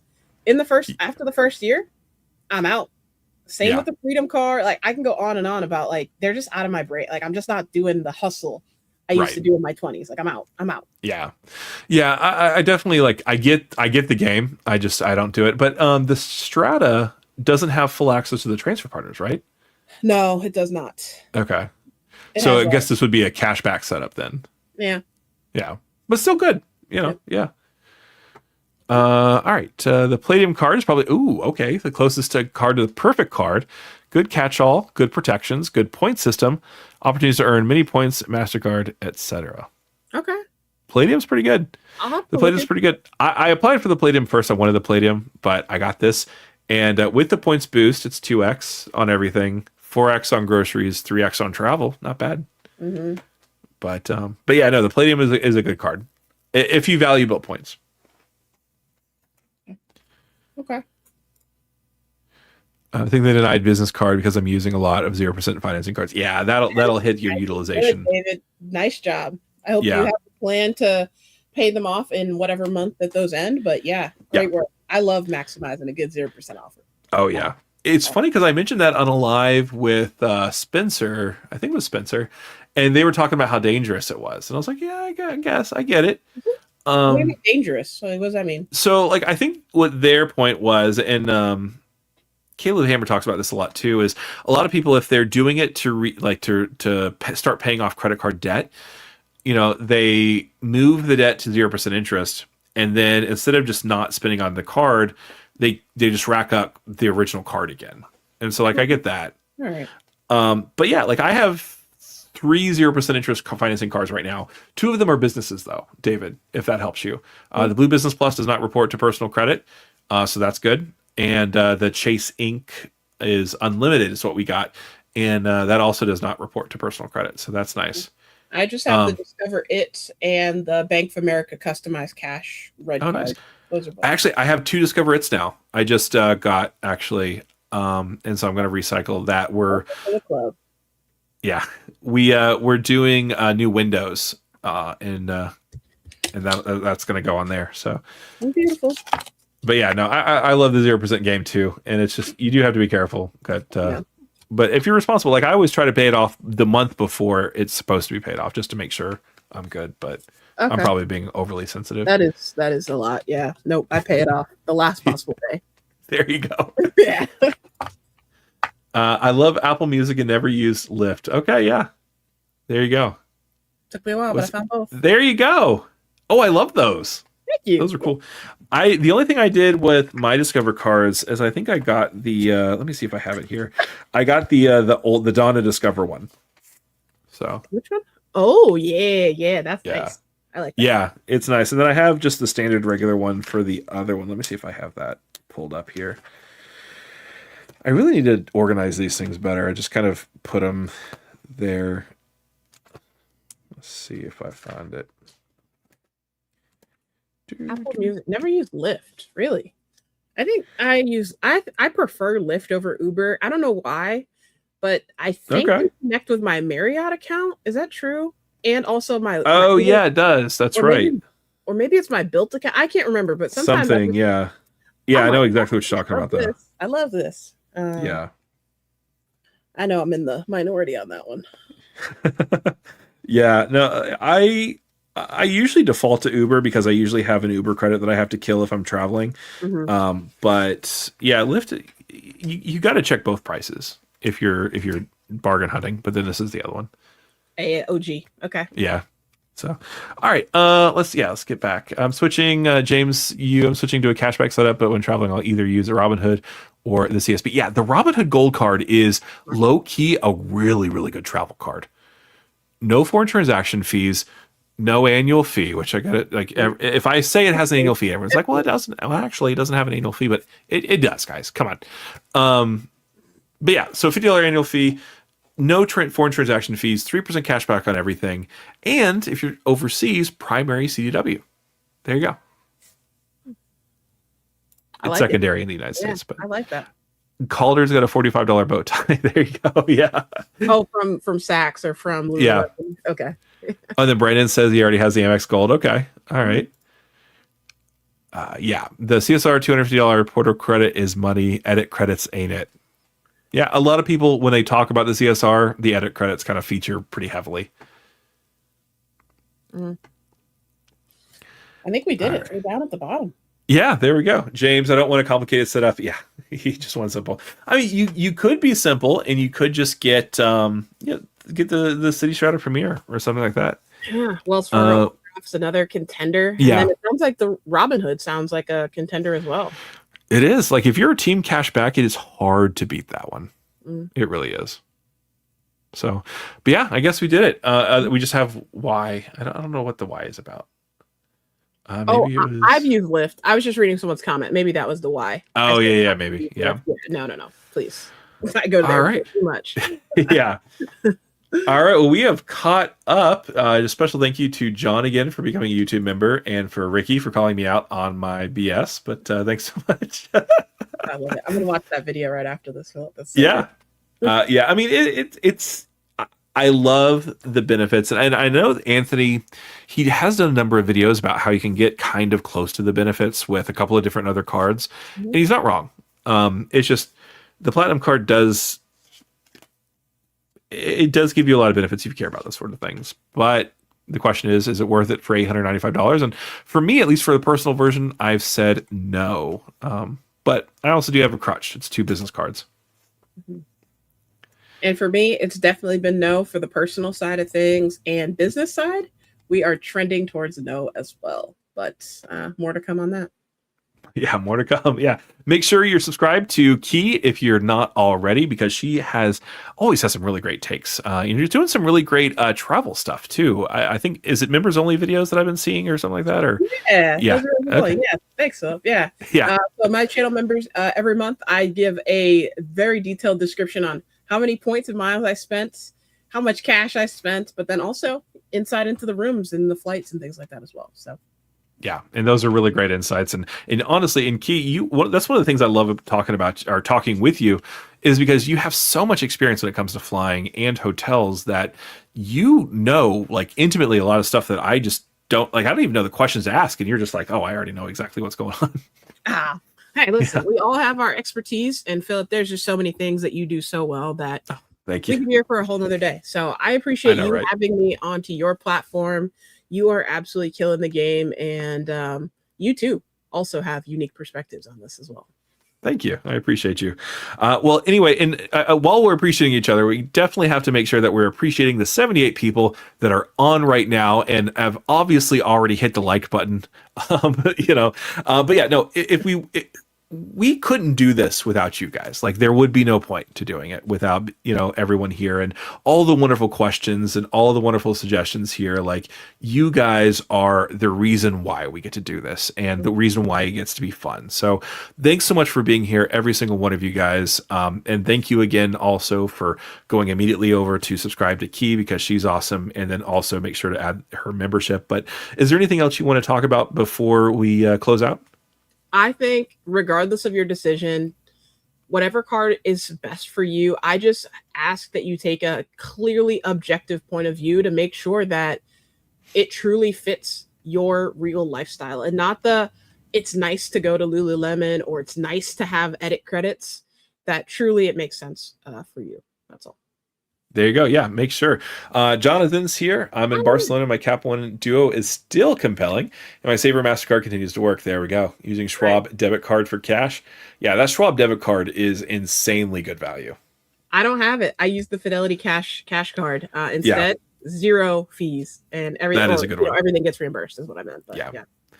Awesome. All right. Well, thanks so much for everybody. And a special thank you to you, Key, for being here. You've been, it's always a delight when you're here. So thanks so much for coming back. Thank you. All right. And have a good one. Travel well.